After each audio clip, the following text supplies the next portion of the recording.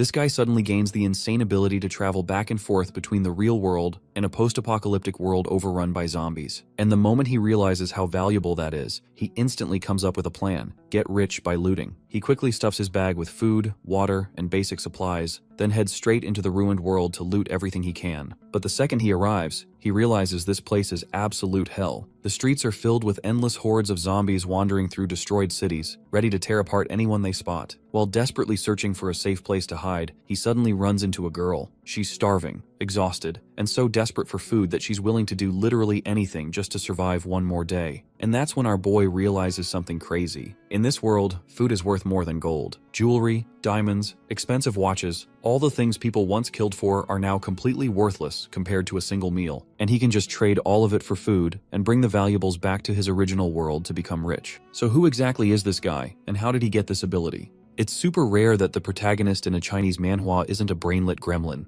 But Wang Bin is not only smart, he's a straight-up lady killer. That said, he's not out here chasing every hole to make it his goal. He's loyal to just one, Zhao Qian, who's considered the top beauty at their school. Our boy might look like all sunshine and roses on the surface, but he's actually dealing with a financial crisis. Even when he makes some quick cash, he always ends up spending it on his one and only girl. Oh, and did I mention he's also a pro gamer? One day, Wang Bin is sitting in front of his computer when a system notification pops up. It informs him that he completed a test in record time and gathered the most resources, which has earned him a special invitation to enter the apocalyptic world. However, the system warns him that if he dies there, he won't be able to return to his original world. After reading this, Wang realizes that as long as he survives, he can keep bringing valuable items back to his world. He thinks about it for a moment and calmly presses the yes button. The system provides more instructions, and Wang understands that he needs to gather enough supplies to last him 7 days. He only has 4 hours to do this, so he quickly opens his wallet, but there's no money inside. He mutters to himself, remembering that he overspent during his date with Zhao Qian last week. Now he needs to borrow money from his friends, Hongfei and Li Ping. They handed it over without hesitation. However, they also told him to stop spending everything on Zhao Qian and to treat himself once in a while. After getting the money, Wang bought food and supplies that would last him for 7 days in the apocalyptic world. Meanwhile, Zhao Qian is in a car with another boy. When her phone rings, she sees it's a call from Wang. The boy in the car asks about it, but Zhao Qian dismissively replies that it's nothing important. At this moment, Wang feels confused when Zhao Qian abruptly cuts the call, but before he can dwell on it, the ground begins to shake violently. In an instant, he finds himself transported to the apocalyptic world. Looking around, he is startled to see the desolate surroundings, as if no one has set foot here for years. He mutters to himself, noting that in an apocalypse, there should be wanderers, infected human corpses that have lost all sense of self. Peering out through a shattered window, Wang spots the wanderers shambling in the distance. He reminds himself that he needs to survive here for 7 days. With enough water and food to last, he decides it's time to explore the environment and learn more about this world. Pulling out a shovel, he begins examining the area, recalling survival tips he once read. He notes the importance of carrying a shovel, not just as a tool, but also as a potential weapon. As Wang moves cautiously, he plans his route, avoiding paths with too many wanderers. He reminds himself to steer clear of unnecessary fights, to avoid disturbing wanderers that seem preoccupied, and to use their sensitivity to sound as a way to distract them when needed. While navigating the crumbling streets, he suddenly feels someone might be behind him. Trying to stay calm, he opens his phone's camera and uses it to glance behind him discreetly. To his shock, he catches a glimpse of someone quickly ducking behind a wall. Wang considers the possibility that the figure behind him might be an intelligent type of wanderer, but he quickly realizes it could also be a human. He recalls that humans in this apocalyptic world can be more terrifying than the wanderers. Fearing for his safety, he begins running to find a place to hide. As he runs, he wonders if these humans have traveled through time like him, but he quickly comes to the grim conclusion that their goal is to kill him and steal his supplies. Just as panic starts to set in, he spots a house nearby. Without wasting time, he leaps inside to take shelter. However, as he catches his breath, he notices someone entering the house. His instincts tell him that this person is dangerous, a leviathan. The figure turns out to be a girl, who immediately points a dagger at him and demands that he hand over all his food and useful supplies. She warns him that if he doesn't comply, she'll kill him. Wang, trying to stay calm, responds that she's got the wrong person and insists he doesn't have anything. Wang thinks quickly and realizes that if he gives her the bag, he won't have enough food to survive the 7 days. He gathers his confidence, ready to act. When she moves to attack, Wang swings his shovel to block her dagger. She jumps back quickly, surprised by his response. Wang, now more determined, angrily says that she started this by trying to steal his food. He attempts to strike back, but before he can, she delivers a powerful kick that sends him flying into the wall. As Wang struggles to regain his foot, she approaches him, pressing the dagger to his neck. She warns him that if he makes another move, she'll slit his throat. Wang, panicked, begs her not to do it. He quickly adds that there are canned meats and dry food in his bag, enough for both of them to share if they work together. At the mention of canned meat, Wang notices her mouth begin to water. He realizes she's starting to lose control. Seizing the opportunity, he draws his own weapon, and just as she demands he put down the bag again, he strikes first. The girl screams in pain and falls to the ground.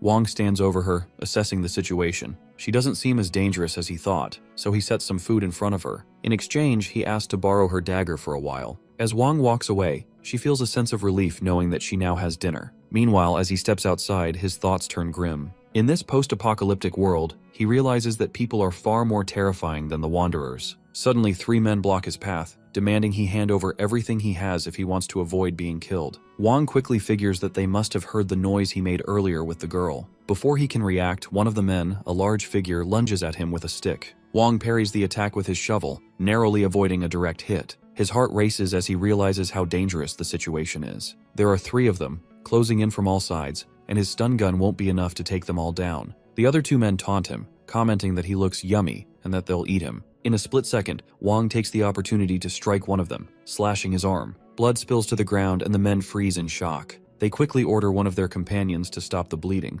fearing the scent of blood will attract wanderers. Seeing his chance, Wang starts running as fast as he can. As he escapes, he realizes that surviving in this chaotic world is more thrilling than he ever imagined. As Wang runs down the street, he reaches a dead end. He turns around to find the 3 men catching up with him. The injured man growls that he wants revenge for the wound Wang gave him, claiming that Wang's hand is now his. The leader of the group steps forward, demanding to know how Wang dared to hurt someone from their Tiger Head gang. As they approach him, Wang notices the girl watching from the rooftop of a nearby building. The girl silently descends behind the men, and Wang instantly recognizes her. She gestures for him to stay quiet and not reveal her presence. Just as the men prepare to attack, the girl strikes first, throwing a brick at one of the guys' heads. The man falls, stunned. The others look back, shocked, but before they can react, the girl leaps onto the boss from above, landing a powerful kick to his head. She's surprised by his tough body, but she doesn't hesitate. She then orders Wang to return her dagger, and he quickly agrees, thinking it's better to be killed by her than by the men who want to eat him. Just as the boss lunges at the girl, she spots a weak point on his neck and strikes, cutting it deeply. Blood pours from the wound. Wang stands frozen, stunned by what he's just witnessed, as this is the first time he's ever seen someone kill another person.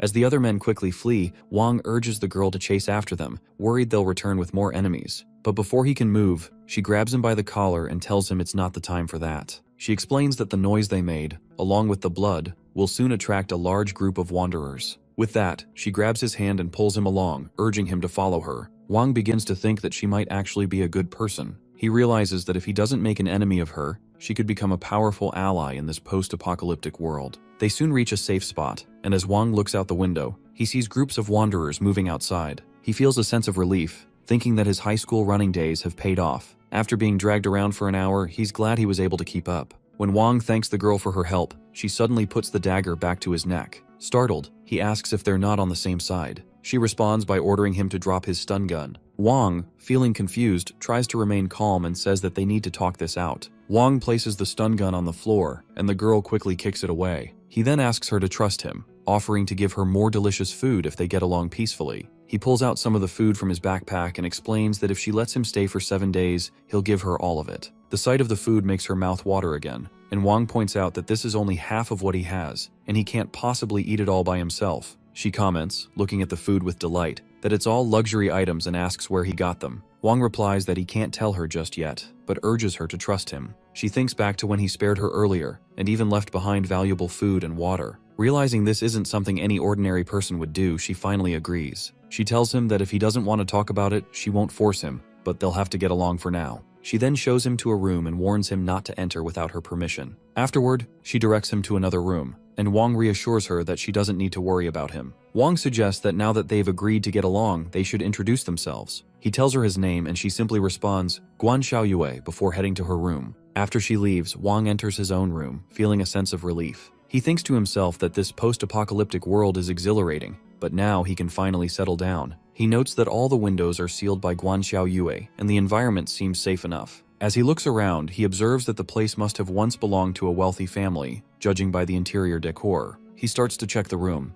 When he opens a drawer, it's empty. The wardrobe only contains a few tattered clothes, which he figures makes sense since the place has likely been searched by others. But when he opens another drawer, he's surprised to find it filled with jewelry, a necklace, and other pieces. He remarks that if the necklace is real, it could be worth hundreds of thousands in his world. The other jewelry could make a fortune for him as well. Wong feels excited at the thought of getting rich. He imagines that once he has enough money, he'll be able to propose to Zhao. However, he also realizes that the jewelry belongs to Guan, so he decides he should ask her first. With that in mind, he heads to Guan's room, eager to ask her about the gemstones he found. But when he enters, he is startled to see her changing clothes. Embarrassed, he quickly apologizes and leaves, leaving Guan confused about his sudden behavior. As Wong walks away, he realizes it was inappropriate to just walk in without warning. When Guan asks what he wanted, he explains that he was hoping to ask if she would sell him the jewelry from the room. She steps out, casually telling him that he can take them if he wants, since no one else wants them. While eating chips, Guan casually mentions that this used to be a wealthy neighborhood, and many of the houses here have a lot of jewelry. She then asks Wong why he wants these items, as they can't be eaten or traded. Wong replies that these things are very useful to him. She shrugs and tells him she'll take him around to look for more once she's finished eating.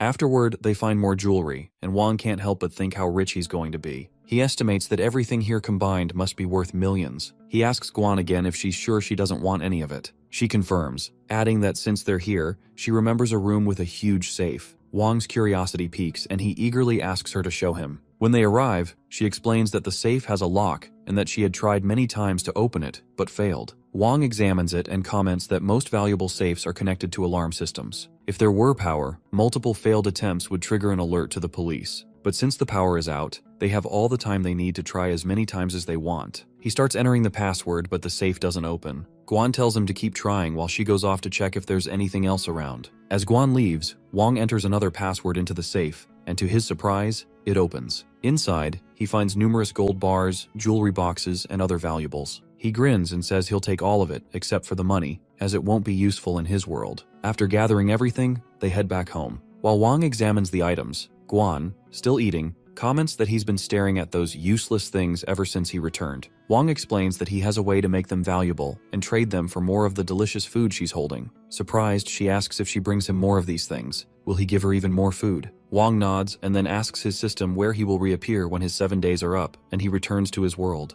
The system tells him that he'll reappear within 100 meters of where he last left. Reassured, Wong tells Guan that as she keeps collecting gold and gems for him, he'll continue to bring her all sorts of tasty treats. Guan smiles, clearly pleased with the arrangement. She tells him that the city's food supplies are almost gone, so what people eat now is mostly dried rats and other scraps. She says treats like the ones Wong has are real luxuries here, something that would drive anyone crazy with hunger. Wong asks why she hasn't grown her own food or built strong defenses. She explains that after years of struggle, the government has set up a few human settlements with tall walls and heavy guards, making it impossible for wanderers to get in. These places are where every survivor dreams of going, but only a few actually make it inside. She says the government is working hard to find a cure for the virus while trying to make these settlements self-sufficient. With a leader who has total military control, such settlements are possible. But unlike here, where everyone fights for themselves, in those places people work together, something almost unheard of in the outside world. Still, even in those settlements, the food supply is just barely enough to survive. Getting back to the way life used to be is completely out of reach. She asks if he can trade those useless jewels for valuable food. Wong lies and says he's a merchant from a distant place, and his job is to collect gold and jewelry to trade with the surviving upper class. She then offers to take him out during the day to gather more, warning that he shouldn't go out alone at night because she's set up many traps around the area. Just as she finishes speaking, they hear a noise outside. She quickly says someone just stepped on one of her traps. She peeks outside through the window and spots members of the Tigerhead gang. Wong remarks that he didn't expect letting one person go would cause such a big problem. She tells him they need to leave quickly. Outside, a senior member named Chen calls another man, Cyclops, and asks if he's sure the girl is here. Cyclops confirms, saying he's seen her hanging around the area before. Chen orders his men to find her fast, insisting he wants her alive. Wong and Guan hide behind the walls, and Wang quietly asks her what they should do now. She replies that she'll take him to another safe place. They make their way to another building, where Wong sees several wanderers crawling on the first floor while they're safely on the upper level. Wong comments that the noise from the wanderers will keep him from sleeping here. Guan explains that the stairs leading to the second floor have collapsed, so as long as they stay quiet, the wanderers can't reach them. Wong pulls out his phone to play, and Guan is shocked to see that his phone still has battery. She asks sweetly if he has music on his phone. Wong gently puts the earphones in her ears and plays a song. Seeing her cute and soft expression, He thinks she's so different from the fierce fighter she was before. Now she's just a normal girl again. They sit together, and as the gentle music plays, tears well up in her eyes. Memories of happy times with her parents flood her mind. She hands the earphones back to Wang and comments that if they keep listening, his phone battery will die fast. Wang asks why she's crying. She explains it's been a long time since she heard music like this, and the song brings back memories of her parents. Then Wang puts the earphones back on her and says they should finish the song together. He also promises to bring her another phone and some power banks next time, which makes her smile. Looking at her face, Wang thinks she's really cute, but he quickly reminds himself to stay focused as he already has a girlfriend, Zhao, and he can't think about anyone else. By morning, Wang and Guan are still peacefully asleep, with the soft music still playing. When they wake up, Guan begins to explain some important details about the city. She pulls out a map and points to the Western District, telling him that the Tiger Head Gang controls this area. She adds that the 3 men who surrounded Wang last night were from the Tiger Head Gang, which is the most powerful gang in this part of the city. Guan explains that if there hadn't been so many wanderers around at the time, the gang wouldn't have let even one person escape with information. She goes on to mention that the leader of the Tiger Head Gang is a man named Hu, who commands over 60 men and has more than 10 firearms. Their base is in the Rainbow Elite Tower, the tallest building on the west side of the city. The tower is well maintained and even has a large supermarket inside. Wang comments that with over 60 men and firearms, seeking revenge on them seems impossible. Guan agrees, but points out that there are 3 other gangs in the city as well. She tells him that the Shark Gang, which controls the eastern part of the city, is the most powerful. Its leader, Xing, has more than 100 men and over 20 firearms. Guan continues, explaining that the next is Grizzly Gang, who controls the northern side of the city. Led by Xiong, they have nearly 100 members and over a dozen firearms. The weakest gang, she says, is the Eagle Gang in the south, led by Fei. They have just over 40 men and 7 firearms, but they've managed to get their hands on explosives and grenades, which is why no one dares to mess with them. She tells Wang that, aside from the 4 major gangs, there are smaller groups made up of 3 to 5 people, as well as individuals who live alone, like herself. Currently, there are less than 1,000 people in the city. She adds that the city's original population of 2 million has been reduced to wanderers, with some fleeing to other places. Wang comments that it truly feels like a post-apocalyptic world and asks where the city's vault is. Guan says she hasn't paid much attention to it. When the apocalypse first hit, the banks were looted and valuables were stolen, so now most of them are useless. However, she adds that if there is still a place with gold, it would likely be in the building occupied by the Shark Gang in the east. This building used to house the city's largest bank, and armored vehicles once transported money there for safekeeping. She warns Wang to forget about trying to take any gold from them, to which he assures her that he understands. Over the next few days, Guan and Wang stay hidden in the house without leaving. Occasionally, they notice people passing by downstairs who seem to be from the Tiger Head Gang, but because the building is full of wanderers, those gang members don't dare come close. Now it's the day Wang must return to his world. He packs his backpack and gently tells Guan that he's decided to leave all the food and drinks for her. She is surprised and asks how he plans to survive if he gives her all the food. He reassures her, saying he will be gone for 7 days and that she must take good care of herself while he's away. He also promises that after 7 days, he will come back here to find her. Hearing this, Guan hugs him cutely and asks him to take her with him. Wang apologizes, explaining that he has to leave for 7 days and can't bring her along, but he promises he'll return and bring more food and useful things for her. She agrees, and after that, as Wang stands in his room waiting for the time to teleport back to his world, he thinks that he shouldn't have told anyone where he would return. However, after spending these few days together, he feels he can trust Guan, believing she is a very reliable person. He also realizes that it was he who dragged her into this situation, making her a target of the Tiger Head Gang. Once he returns to his world and sells the jewelry and gold bars, he plans to bring her something nice as a way to repay her. As Wang thinks about this, Guan sits sadly outside his room. Suddenly, the time arrives for him to return to his original world. When Guan opens the door to check on him, she feels even sadder to find that Wang has already disappeared. Meanwhile, in Wang's world, a girl and a boy are sharing a romantic moment under a tree. Suddenly, Wang appears, teleporting into the grass. He feels relieved to be back. Apologizing for interrupting, he takes a deep breath of the fresh air and says that compared to the post-apocalyptic world, this place feels like heaven. He adds that since his backpack is now full of jewels and gold, he needs to quickly share the good news with Zhao. He calls her and asks to see her. Jay replies that she's currently looking at houses with his family, but will contact him later. Wang asks which property she's interested in, saying he'll come there. At that moment, Zhao's boyfriend approaches her and tells her to be honest with Wang, so he will immediately pay for the new house. Zhao then tells Wang to come to the sales office at Jinbi Lucheng. Wang feels excited, ends the call, and says to himself that he'll sell the jewelry and gold first, then surprise Zhao with a villa. Then Wang goes to the jewelry store and finds a receptionist standing at the counter. He asks her about the manager, wanting to discuss something with him. The girl, however, responds with some attitude, saying that the manager is busy and he'll have to talk to her instead. Wang calmly tells her that she's not the one who makes decisions here. Annoyed, she orders him to leave and stop disturbing their business. Wang then shows her the gemstone. She inspects it briefly, but since she doesn't recognize its quality, she rudely remarks that she'll call security to report the fake. Just as she's about to continue, the manager arrives. He introduces himself and asks if he can take a look at the gemstone's quality. When Wang shows it to him, the manager is visibly surprised by its purity. The receptionist then mentions that Wang is a troublemaker, but the manager, named Zhang, orders her to go make tea for the gentleman.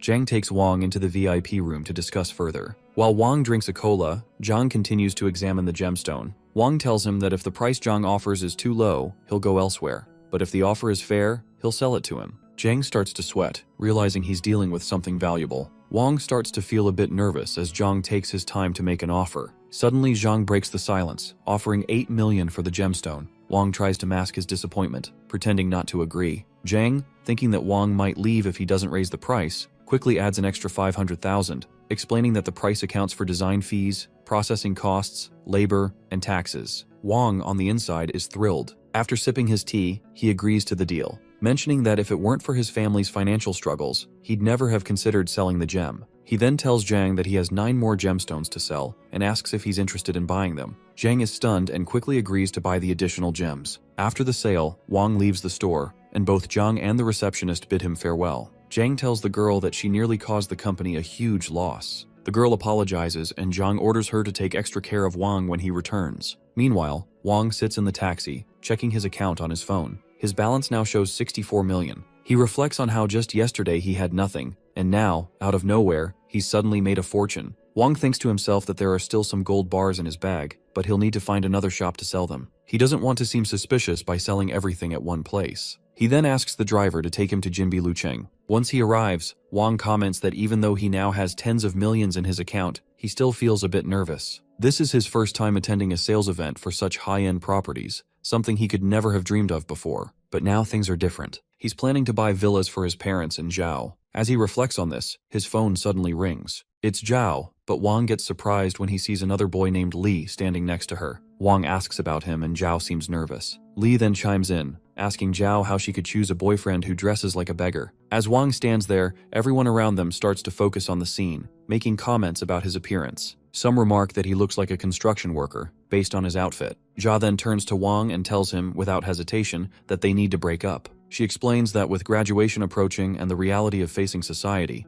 she has found someone who can take care of her, someone willing to buy a house for her. Wang tries to reason with her, telling her that he can take care of her too. He asks if this new guy is forcing her to say these things. Li, who is standing beside Zhao, speaks up angrily, warning Wang not to point a finger at him again or he'll cut it off. Wang, equally upset, glares back. Zhao intervenes, ordering Wang to leave immediately. Then Li taunts Wang, asking him what he plans to do now, claiming that he's already touched every part of Zhao's body. Hearing this, Wang kicks Li hard in the chest, which causes him to fall back. Zhao grabs Wang's hand, trying to stop him, but Wang, filled with anger, responds that no one can stop him now. In response, Zhao slaps him hard across the face and firmly declares that their relationship is over. She tells him she would never be with someone as disgusting as him, a stinking beggar. She then turns to Li, asking if he's alright. At this moment, Wang realizes that a house, something material, has triumphed over the years of their relationship. As this realization sinks in, 2 security guards approach. The manager girl tells them to get rid of Wang, but the sales director arrives just in time. He calmly orders Wang to leave, warning that if they force him out,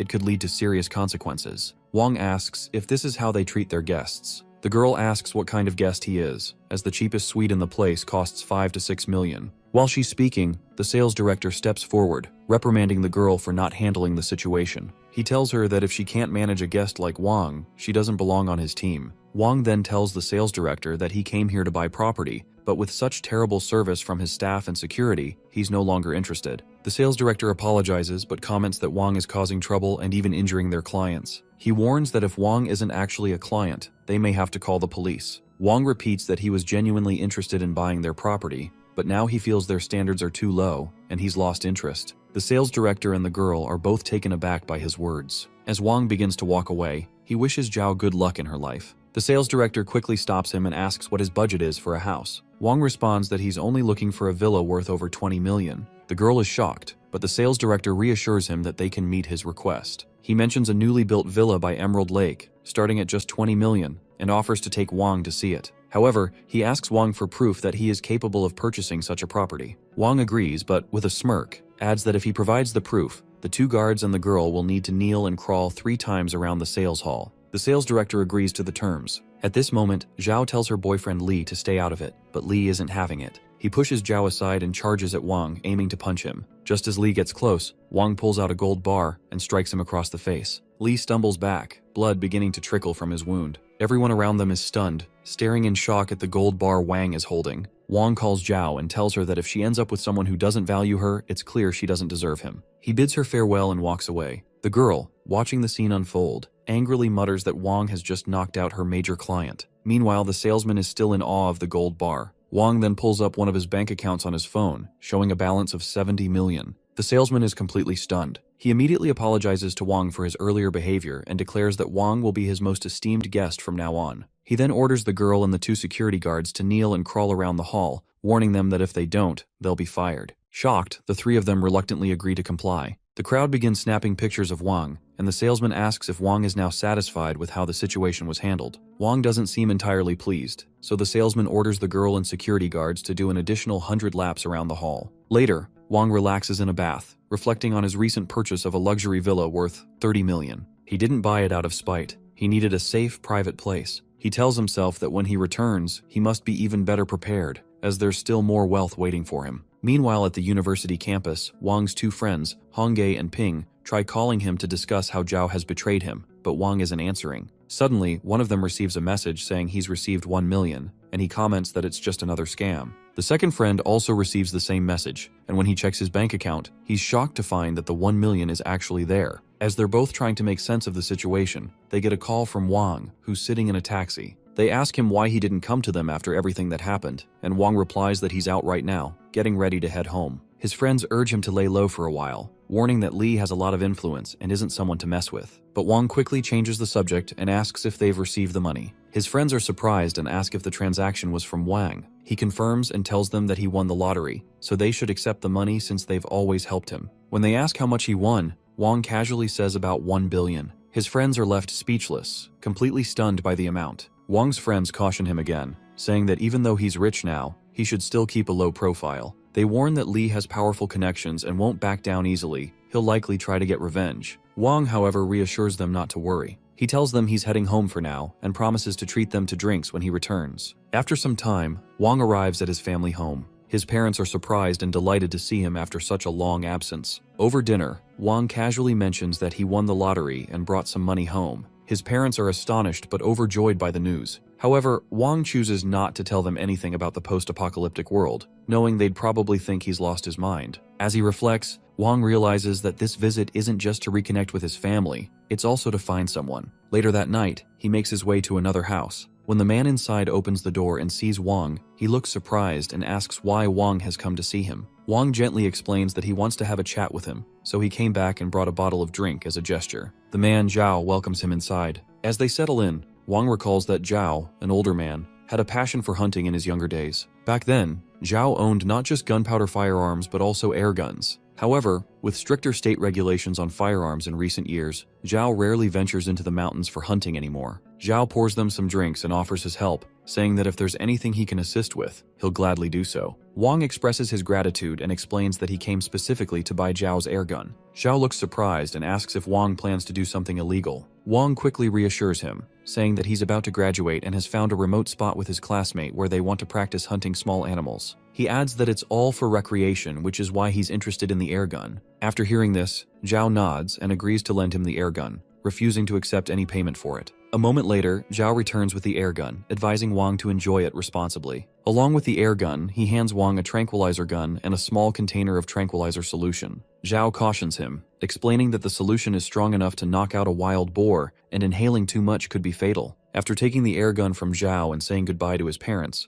Wang heads back to the city. He prepares to enter the post-apocalyptic world once again, thinking to himself that this time, he's fully prepared. Not only has he stocked up on plenty of food, but he also bought a phone and 10 fully charged power banks for Guan. In addition to the gun, he purchased a new dagger, a machete, and even brought the detonators they used for blasting rocks back home. Wang reflects that in the modern world, one day is equivalent to 7 days in the apocalyptic world, and he wonders how Guan has been holding up over the past week. Suddenly, the system's voice interrupts his thoughts, announcing that there are living beings within 10 meters of his teleportation destination, and asking if he still wants to proceed. Wang quickly confirms that he's ready to go. As the system teleports him, Wang finds himself back in his room in the post-apocalyptic world. Meanwhile, Guan sits alone, crying as she stares at the last packet of snacks. Just then, Wang appears, and with a smile, he says that he is back. Guan's face lights up with joy as she rushes to him, hugging him tightly. She exclaims how happy she is that he managed to return. Wang chuckles and assures her that he never breaks his promises. He tells her he brought plenty of delicious food and suggests they sit down to talk while eating.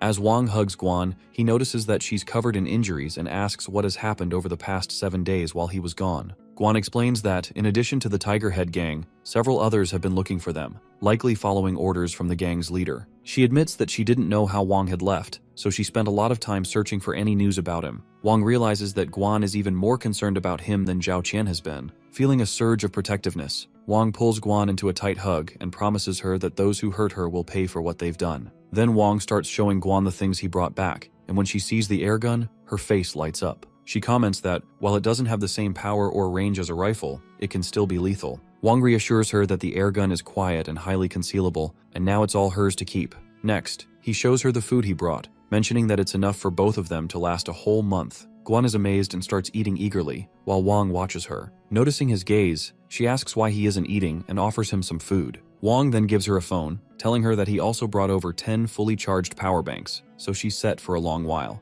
When Guan sees the phone, tears well up in her eyes as she tells him he's so kind to her. She adds that since the apocalypse and the loss of her parents, no one has treated her with the same care he has. Wang gently asks her not to cry, and reminds her that they'll still listen to music together, trying to comfort her. Wang reflects on the situation while he was away, noting that the food shortage had sparked a conflict between the Tiger Head gang and the Grizzly gang. Fortunately, the skirmish resulted in only a few casualties on both sides. He also observes that some people are preparing to evacuate the area in search of government shelters, thinking this might be the perfect opportunity to make his next move. Later, Wang and Guan stand on the rooftop where Guan practices with the airgun, shooting at a large poster. Watching her impressive aim, Wang asks if she's sure she's never handled a gun before, commenting on her natural talent. Guan smiles and remarks that while the airgun's power and range are somewhat limited, it's still capable of killing someone from over 50 meters away. Wang reassures her, advising that she only needs to get closer when shooting since the gun is quiet and difficult to detect.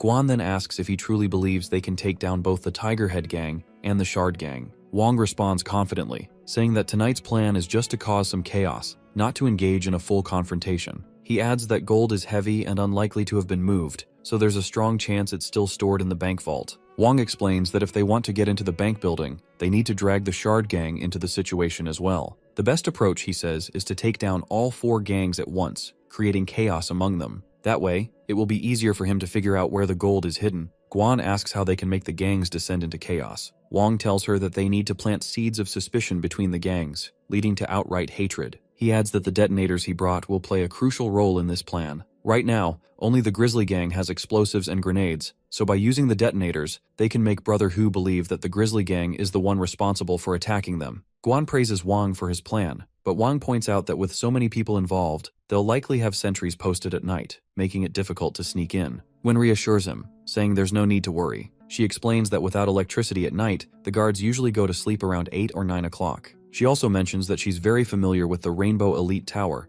noting that it has many entrances and exits that the guards can't possibly cover all at once. Wang feels relieved, realizing that this makes their mission much easier. He tells her to get ready, as they'll be heading out tonight. Later that night, the two of them enter the building through a secret route. Wang is surprised to see that the place is practically unguarded, just as Guan had said. As they move forward, Wang and Guan notice a boy sleeping in a chair. Wang whispers that they don't need to wake him, and that their target is the 5th floor. He explains that the guards on the 1st floor are too relaxed, which suggests that the valuables are hidden on the higher floors. He believes the 4th floor is where the core members and elites of the gang are staying, while the leader likely resides on the 5th floor. That's also probably where they're storing their supplies. Wang decides that they'll target the 5th floor, locate the supplies, and blow them up. The two of them proceed upward quietly. When they reach the 5th floor, they overhear 2 men talking. One of them mentions that food is becoming increasingly scarce, to which the other replies that they'll probably only last another month. He wonders aloud if they can take down the grizzly gang, but the first man responds that they have no choice but to do so, or else they'll starve to death. The second man expresses concern, saying that the grizzly gang has explosives and grenades, making it difficult to defeat them. He suggests they evacuate with the food as soon as possible. Just as they're talking, one of them whispers to the other to keep it down, as Brother Hu is sleeping inside. Wang realizes that Hu is in that room. As the two men leave, Wang and Guan move closer to the room. Hearing the sound of snoring, Wang whispers that Brother Hu is inside. He looks at the locked room nearby and comments that it's probably where Hu keeps the supplies. Guan then brings up the conversation they overheard, mentioning that it's only a matter of time before the Tiger Head gang and the Grizzly gang clash. She asks if they still need to stir things up. Wang hesitates, explaining that it's hard to explain right now, but he'll be leaving in 7 days. The Tiger Head gang has enough supplies for another month, so their time is limited. He says they can't wait any longer and must act to make the two gangs fight each other. Guan agrees with him. Noticing the lock on the door, Wang feels frustrated. However, Guan reassures him, and pulling out a small wire, she adds that she'll take care of it. Wang is surprised by her skill. Meanwhile, the window where Wang and Guan entered opens, and the wanderers begin to sneak inside. Hearing the noise, the guy sleeping in the chair wakes up, shocked. The other gang members hear the commotion and realize something is happening on the second floor, so they rush to check. At the same time, Wang and Guan successfully unlock the door and find the supplies the Tiger Head gang has been storing. Wang tells Guan they need to quickly set the explosives and get out. Suddenly, they hear the gang members shouting outside that the wanderers have broken in. Wang warns Guan that the gang is now on high alert, so they have to move fast. Meanwhile, some men go to wake Hu up. When they knock on his door, Hu angrily bursts out and punches one of them in the face, saying he already told them not to wake him while he's sleeping. But when they tell him the wanderers have broken into the building, Hu is shocked and rushes to the storeroom. Inside, he sees liquor spilled on the floor and dynamite scattered around. He's stunned, and then suddenly an explosion blasts through the room, knocking them back. Hu angrily shouts that the Grizzly gang used dynamite to blow up his supplies. At that moment, Wang and Guan are escaping through pipes in the ceiling. Seeing the chaos below, Wang thinks their plan is working perfectly. Now they just have to wait for the Tiger Head gang and the Grizzly gang to start fighting. After that, they will find a way to turn the Shark gang and Eagle gang against each other. When Guan climbs down from the pipe, she quietly tells Wang it's safe to come down. There are no guards nearby. But then she notices more wanderers entering through the door. She pulls out her gun and starts shooting, but seeing how many there are, she quickly starts to run back. Suddenly, a man from the Tiger Head gang steps in front of Guan. Recognizing her as the girl they've been searching for, he realizes that she is behind the explosion, not the Grizzly gang. Without hesitation, Guan shoots him in the head. She quickly worries there may be more Tiger Head gang members ahead, and from behind, a crowd of wanderers is closing in. Just as a wanderer is about to attack, Wang steps in front of her. With a swift motion, he uses a shovel to slice the wanderer into pieces. He then hands her a new dagger, telling her that in situations like this, these kinds of weapons are much more reliable. Wang comments that while he's taken down many wanderers in games, this is his first time facing such a real danger. He adds that once they make it out alive, they'll be comrades who fought through life and death together. With renewed courage, they charge at the approaching wanderers, determined to fight side by side and make it out of there. After they get back home, Wang feels relieved and says it's lucky not many wanderers got inside, or they would have been in serious trouble. Guan, clearly hungry, suddenly sees a big spread of food Wang puts in front of her. He tells her that to celebrate their successful mission, she can eat whatever she wants tonight. She starts eating quickly, surprising Wang. When he opens a beer,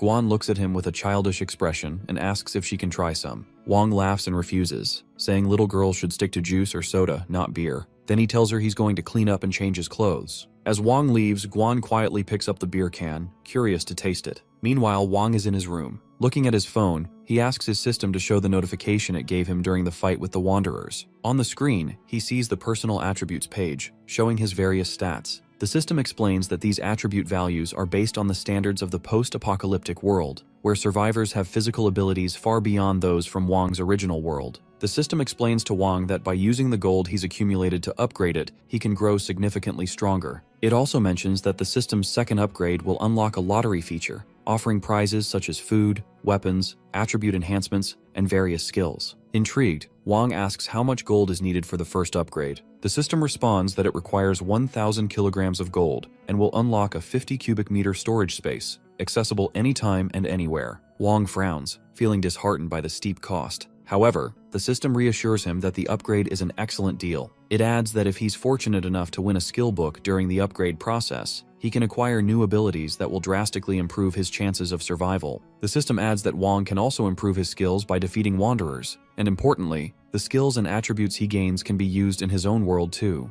Wong thinks it over and asks if there are any side effects. The system reassures him that there are none. Wong closes the system and heads out of his room, only to be surprised to find Guan has finished all his beer and fallen asleep. He gently picks her up and carries her to her room. Looking at her, he thinks she's really cute, even cuter than Zhao Qian. Suddenly, he snaps out of it and quickly leaves the room. Behind him, Guan wakes up and feels a bit disappointed that Wong didn't do anything and just left. The next morning, Wong and Guan head toward the East City. As they walk through the streets, Guan suddenly stops and sniffs the air. Amazed, she says she smells someone cooking meat nearby. Wong confirms it, but then he sees her start running toward the smell. He quickly stops her, warning that it might be a trap. Meanwhile, a man named Chen stands with his men nearby. He also smells the meat and orders his group to follow him. From a rooftop, Wong and Guan watch them. Wong says Chen looks familiar, and Guan confirms it's the same Chen who used to be with the Tiger Head Gang, but recently joined the Shark Gang because he knew the Tiger Head Gang's supplies were running low. Suddenly, a girl's voice calls out from a nearby building. She orders Chen to stop or she'll shoot. Chen recognizes her as Miao and asks why she's there. He says he came because he heard she recently caught a wild boar, and they want to try some. At this moment, Guan informs Wong that the woman, Miao, was a police officer before the apocalypse. After the world fell apart, she turned this building into her base. Her team includes an older police officer named Cheng Ping, who seems to be her mentor. Besides them, there are 5 or 6 non-combatants, mostly children and women. When Wong asks why Miao hasn't left this place, Guan explains that Cheng Ping has a severe foot injury, which has forced Miao to stay behind to care for him. Wong remarks that this shows Miao is a loyal person.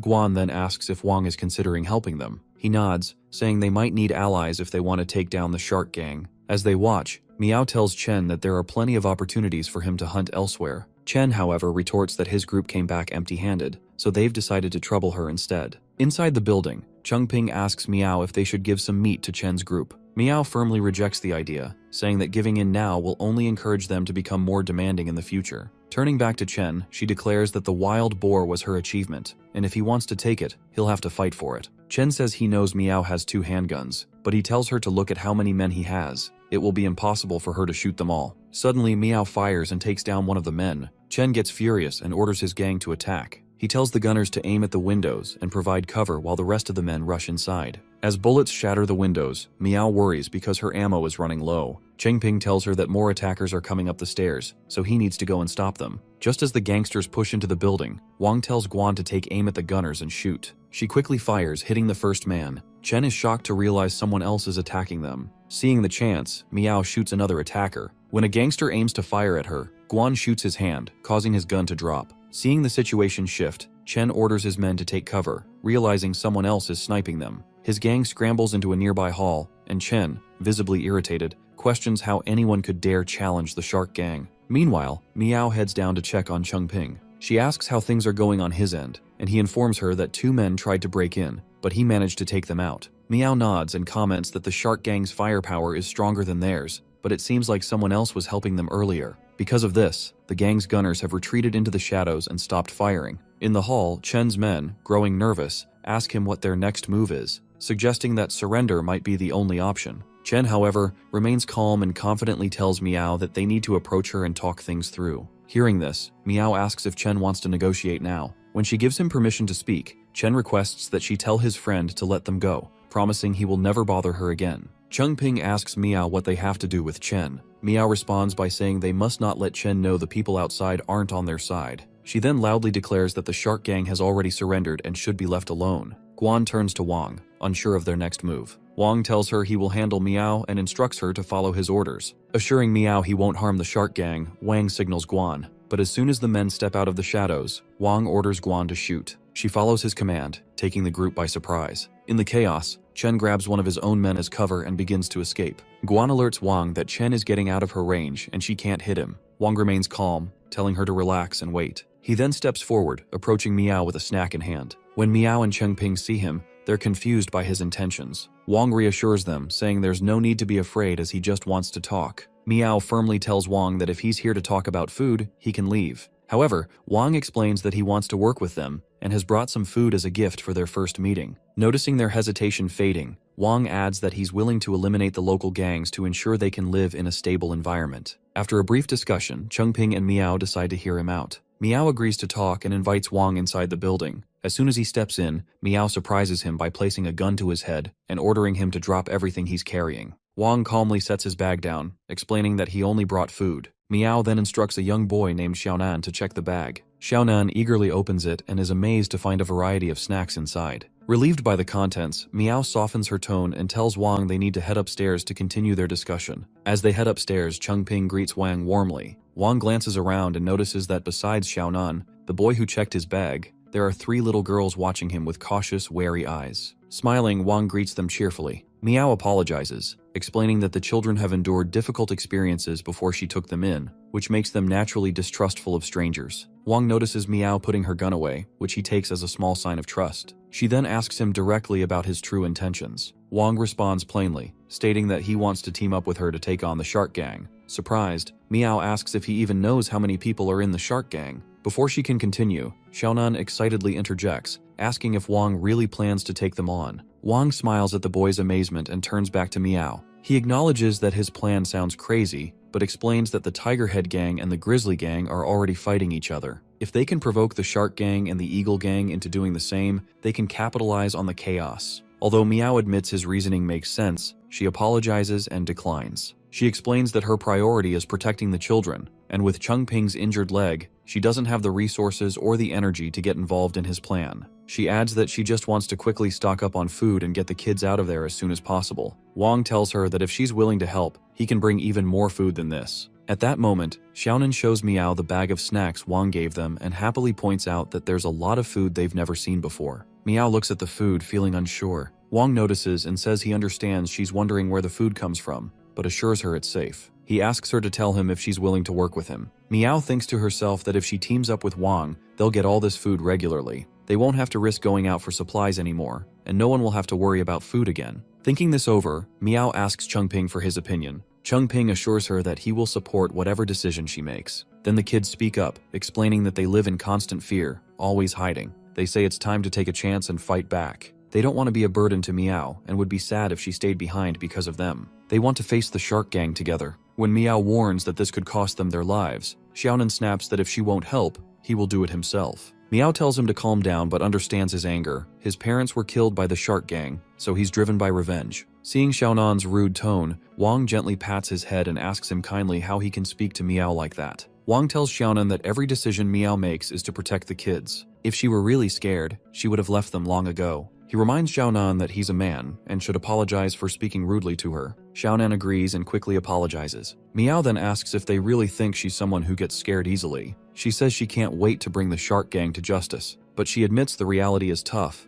They're outnumbered and outgunned and can't match the gang's strength. She asks Wang what his plan is since he seems so confident. Wang explains that he orchestrated the recent fight between the Grizzly Gang and the Tiger Head Gang. He's sure the Shark Gang and the Eagle Gang will follow. All Meow has to do is support him from the sidelines, and he'll handle the weapons and supplies. Meow points out that Chengping is injured and can't move well, and the rest are just kids with no fighting skills, so she's the only one who can really help. Wang agrees and cheerfully tells Xiaonan that since he's a man, he needs to be ready. Meow then tells everyone they're moving out now. Wang takes them to Guan's home, where Guan is inspecting a gun the Shark Gang dropped. She thinks it's powerful but too loud. Using it would easily give away their position. While she's busy, the kids and Chengping enjoy the snacks. Meow asks Wang if he and Guan are the only ones brave enough to stand up to the Shark Gang. Wang says he's used to it, but now they have Meow on their side. He adds that even though it's just the 3 of them, Meow can feel confident because Guan's shooting skills are impressive. Chengping comments on how refreshing the beer is. Guan playfully admits she accidentally drank most of it,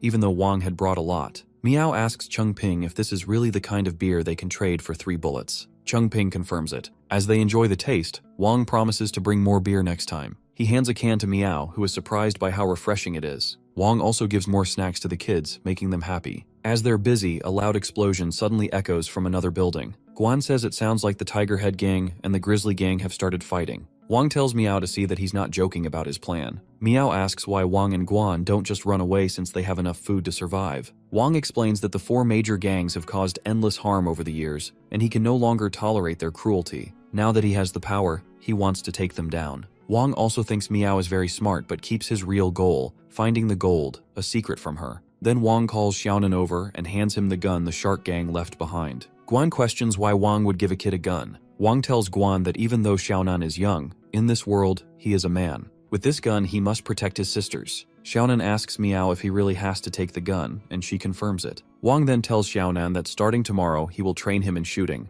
Miao thinks Wang is surprisingly generous to hand out guns so easily, and wonders who he really is. She then tells the kids to rest since they need to move out early the next day. After breakfast the next morning, Guan, Miao, and Wang head toward the Shark Gang's hideout. Since Miao knows the Eastern District well, they quickly reach a building near the gang's base. However, the Shark Gang's security is tighter than they expected, so their only chance is to catch them off guard. From above, the three watch the gang members below. Wang notes that only a few have firearms, most carry clubs and knives. Miao says they must take out those with guns first. As the gangsters move around, suddenly Miao shoots one man in the head. The gangsters become alert but still can't pinpoint where the shot came from. Miao and Guan start shooting at the men with guns, but Wang quickly stops them both. He says that's enough for now. They need to cause some trouble for the Eagle Gang next. Soon after, the Shark Gang boss arrives, furious about the attack. One of his workers tells him that the Grizzly Gang and the Tiger Head Gang are already at war, so it must be the Eagle Gang daring enough to strike them. The workers say they need to wipe out the Eagle Gang, but the boss stops them, sensing something is off. He says there's no way the Eagle Gang would risk starting a war with them. He suspects someone else is trying to stir up trouble between the two gangs. When a man named Biao asks what to do, the boss tells him to take some men and check if any outsiders have entered town recently. He also orders Biao to call everyone back, saying they need to strengthen their forces given the situation. As they leave, the boss thinks to himself that since the Tiger Head Gang and the Grizzly Gang are already fighting, he can use this chance to take over the Eagle Gang and then deal with the others one by one. Back at the gang hideout, the boss is playing a table game when some men suddenly rush in with bad news that a fire has broken out at a nearby post, to which the boss gets shocked. Wang and Miao gather the guns after taking down the men from the Eagle Gang.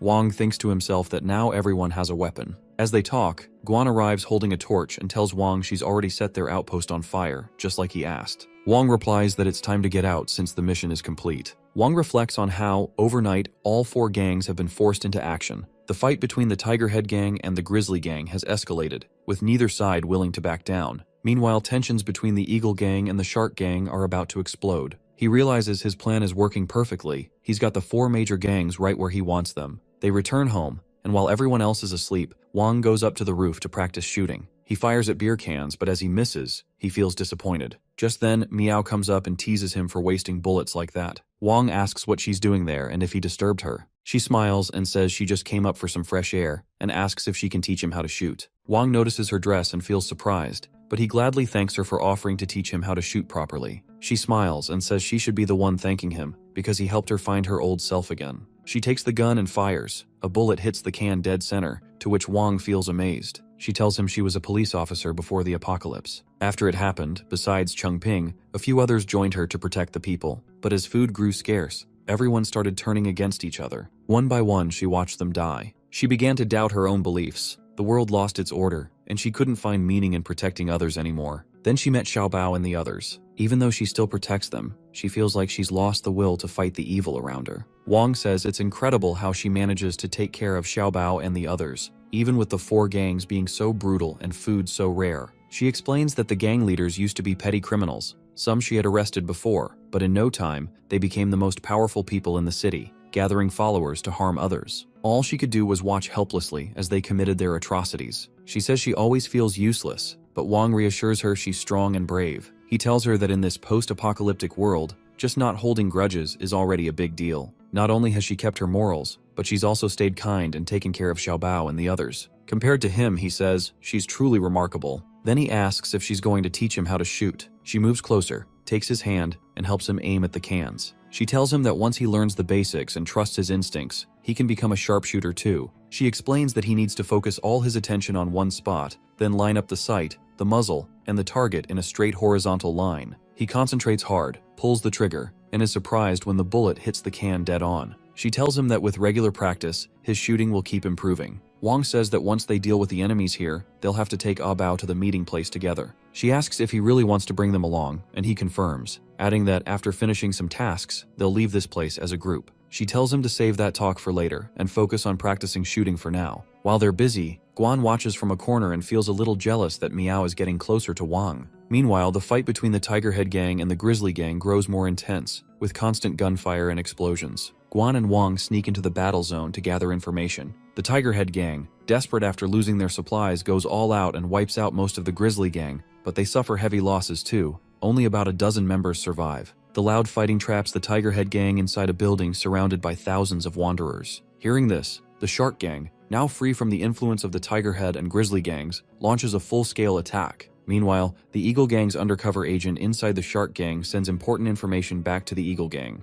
The Shark gang headquarters now has only about a dozen guards left, making it the perfect chance to sneak in. As two men walk into the building, Wong suddenly shoots one and holds a gun to the other's back. He tells the second man to cooperate, and he won't shoot him. Guan and Miao arrive at the scene, and the man warns Wong that the food is guarded by a heavy machine gunner on the top floor, so they can't get to it. Wong says he's not here for food, he wants to know where the gold is. The man leads them to the basement warehouse and shows them the last room down the corridor. Wong asks if there are any traps, but the man replies that there's no reason to set traps when his life depends on Wang's mercy. Miao tells Wong to let the man go ahead, and Wong agrees. As the man walks forward, Wong thinks the guards are foolish because there's a staircase across the hall that leads to the upper floor, but it's only visible up close. The man will likely run up there to alert the others. When they reach the end of the corridor, Wong tells Miao to keep watch while he moves forward himself. Suddenly, they see the man start running in a different direction. The three of them chase after him, but then they stop. Something is blocking the way ahead. Wanderers have attacked the man, and as he screams for help, they kill him on the spot. Wong and the girls are shocked. Miao tells Wong that the Wanderers are blocking the vault. Wong says they need to retreat for their own safety, but Miao adds that, even though she doesn't fully understand, the gold seems very important to him. She says that if taking the gold can help them defeat the four major gangs, they can't give up now. Guan agrees, saying this is a perfect chance, and if they miss it, they might never get another. Hearing their courage, Wong feels encouraged and says they can't back down. The three of them draw their weapons and, full of determination, charge at the Wanderers. After a tough fight, they kill them all and open the vault door. Inside, they're shocked to see so much gold. Miao guesses there's about 40 tons and wonders how they'll manage to carry it all. Wong checks the gold himself, and his system congratulates him for discovering a large amount. It asks if he wants to upgrade the system. Wong quietly thinks about how much gold is here, and the system tells him there are exactly 46,250 kilograms. Wong then tells Miao and Guan they're not moving this gold. Both of them are surprised and ask why, since they've already pushed themselves so hard. Wong explains that while the gold needs to be moved, they're not the ones responsible for it. He adds that a mysterious organization is working behind the scenes, but he can't share the details yet.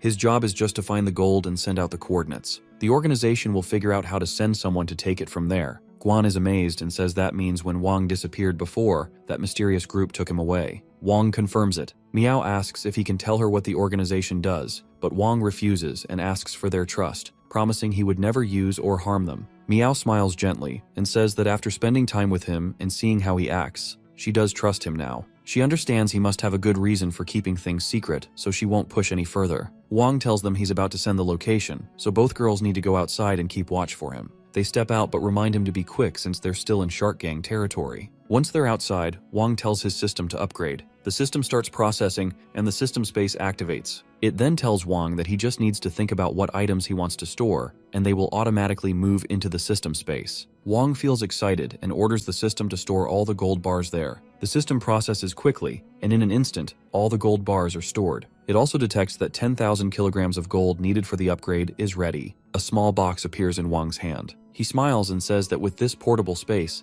managing things will be much easier from now on. Wong asks the system if he can upgrade again. The system confirms and says that the next upgrade requires 30,000 kilograms of gold. After that, the lottery system will unlock, allowing him to spend gold to enter the lottery. Wong thinks that's really expensive, but tells the system to go ahead with the upgrade anyway. The system starts processing again. Wong reflects that his combat skills are too weak. He often has to rely on Guan and Miao, and as a man, he can't always depend on being protected by women. He knows he has to get stronger. Just then, the system finishes the update, and Wong feels happy seeing the progress. Wong notices a machine appear in front of him. Curious, he asks if it's a lottery system. The system confirms and explains that each draw costs 100 kilograms of gold. It promises plenty of valuable prizes, saying it's worth the cost. Wong feels disappointed. He's already spent 40,000 kilograms of gold upgrading the system, and each draw still costs so much. He sighs and tells himself that to get stronger, he'll have to spend a bit more since he still has plenty of gold left. He remembers that he's always been lucky in games since he was young, so he decides to give it a try. Excited, he pulls the lever on the machine. As he watches, the machine shows the super martial art as a possible prize. Wong feels amazed.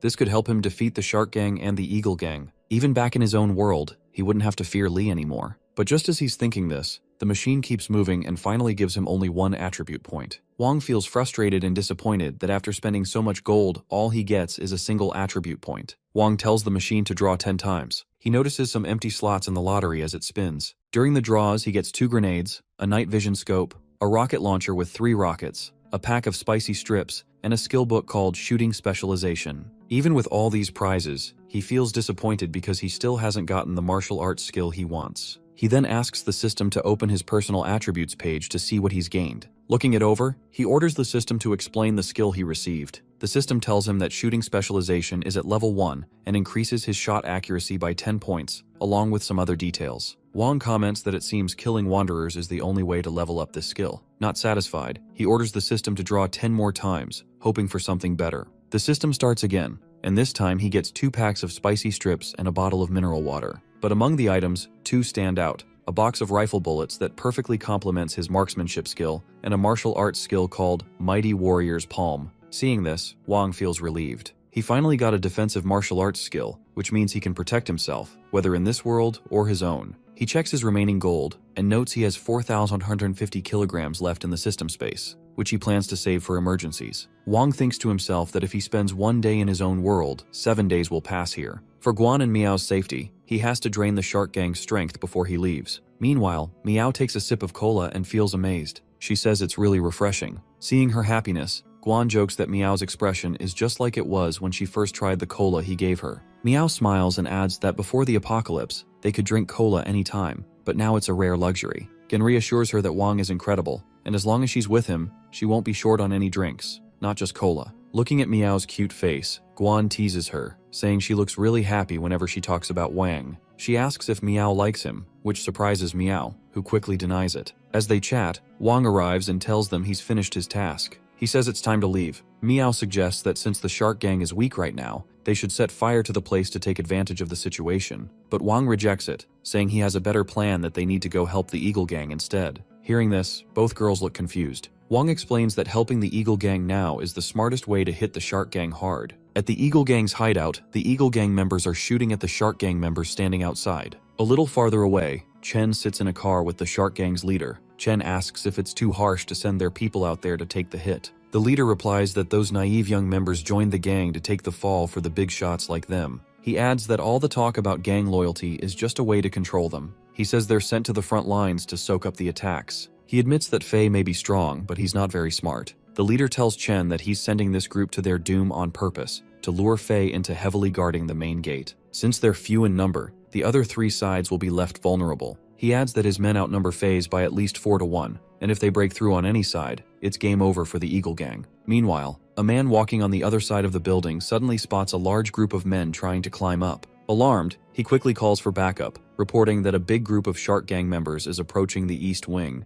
When Fei hears the news, he gets shocked. Fei orders his men to shoot at the attackers, and they follow his command. When one of the attackers manages to reach the roof, suddenly a bullet hits him in the head from behind. The Shark Gang members are shocked to realize a sniper is targeting them. They say it must be the same people who attacked them last time. One of the men informs the Shark Gang leader, Xing, about the sniper. Xing gets angry. When Chen asks if they should retreat, Xing angrily kicks him out of the car and orders him to hurry and find the attackers. Xing tells his men to find those snipers at any cost, and they immediately start searching. Meanwhile, Guan ducks down, realizing they've been spotted. She remembers Wang's advice to her and Meow. They must change positions after every shot so the enemy can't figure out how many of them there are. Guan quickly moves to a new location. At the same time, Fei orders his men to defend the east, west, and south wings, making sure the Shark Gang doesn't break through. Just then, someone reports good news. It seems the Shark Gang's attack has been held back, possibly because someone is helping them, to which Fei feels relieved. Meanwhile, as the 2 girls keep attacking the Shark Gang, Wang stands on the roof, thinking that the Eagle Gang has no idea he arranged for Meow and Guan to help ambush the Shark Gang. He knows that with these 2 sharpshooters, even if they don't cause major damage, they'll drive the Shark Gang crazy for a long time. Wang waits quietly for the perfect moment to strike. At the same time, some of Xing's men report that they are being sniped. They ask what to do since they can't find the sniper's location, and have already lost over 20 men. Xing, furious, orders them to keep attacking no matter what. Fei watches the scene from a hidden spot, confused about why the Shark Gang is gathering so close. He thinks that if they break in here, they'll have no escape and will have to fight hand to hand. Suddenly, Fei spots Xing arriving in a car equipped with a machine gun. Seeing Xing, Fei feels angry as Xing is the one who caused them heavy losses. Xing speaks over a loudspeaker, saying he's here to offer Fei a way out. He promises to stop the attack immediately if Fei agrees to follow his orders from now on. Fei immediately rejects Xing's offer. Xing gets angry and orders his men that whoever breaks in and brings Fei to him will be rewarded with 10 bags of flour. Hearing this, the men rush forward carrying ladders. When Fei tries to fight back, Xing opens fire with the machine gun, forcing Fei and his men to take cover behind the walls. At that moment, Chen orders his men to charge, using Xing's gunfire as cover. Suddenly, an explosion erupts on the roof of a nearby building.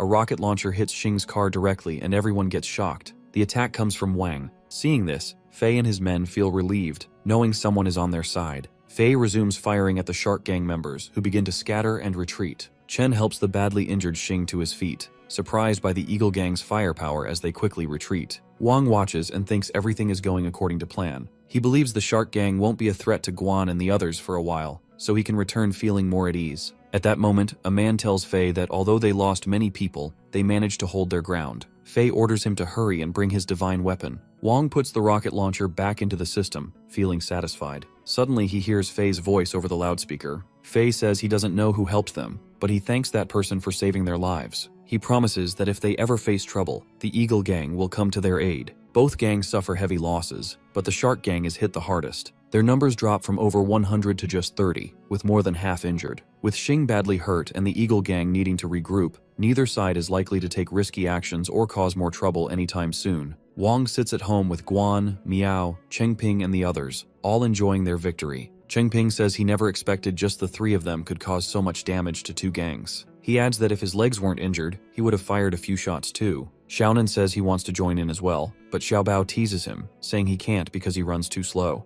As they chat, Wang assures everyone there will be plenty of chances to defend themselves in the future. Wang then tells them that for now, the Shark Gang and Eagle Gang won't make any moves, but to be safe, they need to find a new place to settle soon. He suggests moving to the suburbs. Although there are more wanderers there, fewer people live there, so sneak attacks are less likely. He adds that he needs to make a trip back first, so the others should stay hidden for a few days. He promises to bring food when he returns, and then they can set out to find a safer home. Miao asks if he's going back to that organization. Wang confirms and says he'll be gone for 7 days to resupply. When he returns, he'll bring plenty of supplies, including fresh vegetables and meat. Wang asks everyone what they want to eat, and they each share their wishes. Wang agrees to get everything for them. They continue celebrating, and the next morning they set off for the suburbs. Wanderers are everywhere, but that's exactly why Wang chose this place, because from now on, he needs to keep hunting wanderers to upgrade his skills. For safety, Wang arms both Xiaonan and Xiaobao with guns left behind by the Shark Gang. It might seem strange to give young kids firearms, but in this post-apocalyptic world, having guns means they can protect themselves and those around them. Once inside a building, Wang places a box of 10,000 bullets in front of them and says that should be enough for everyone. He tells them that tomorrow morning he plans to clear out nearby wanderers and get some shooting practice. Xiaonan and Xiaobao will join him. Miao is surprised to see that Wang has 10,000 bullets in stock, while Guan happily says he'll join the practice too. Miao replies that her shooting is already good, so they should do something else. She also reminds them that even though Wang will only be gone for a short time,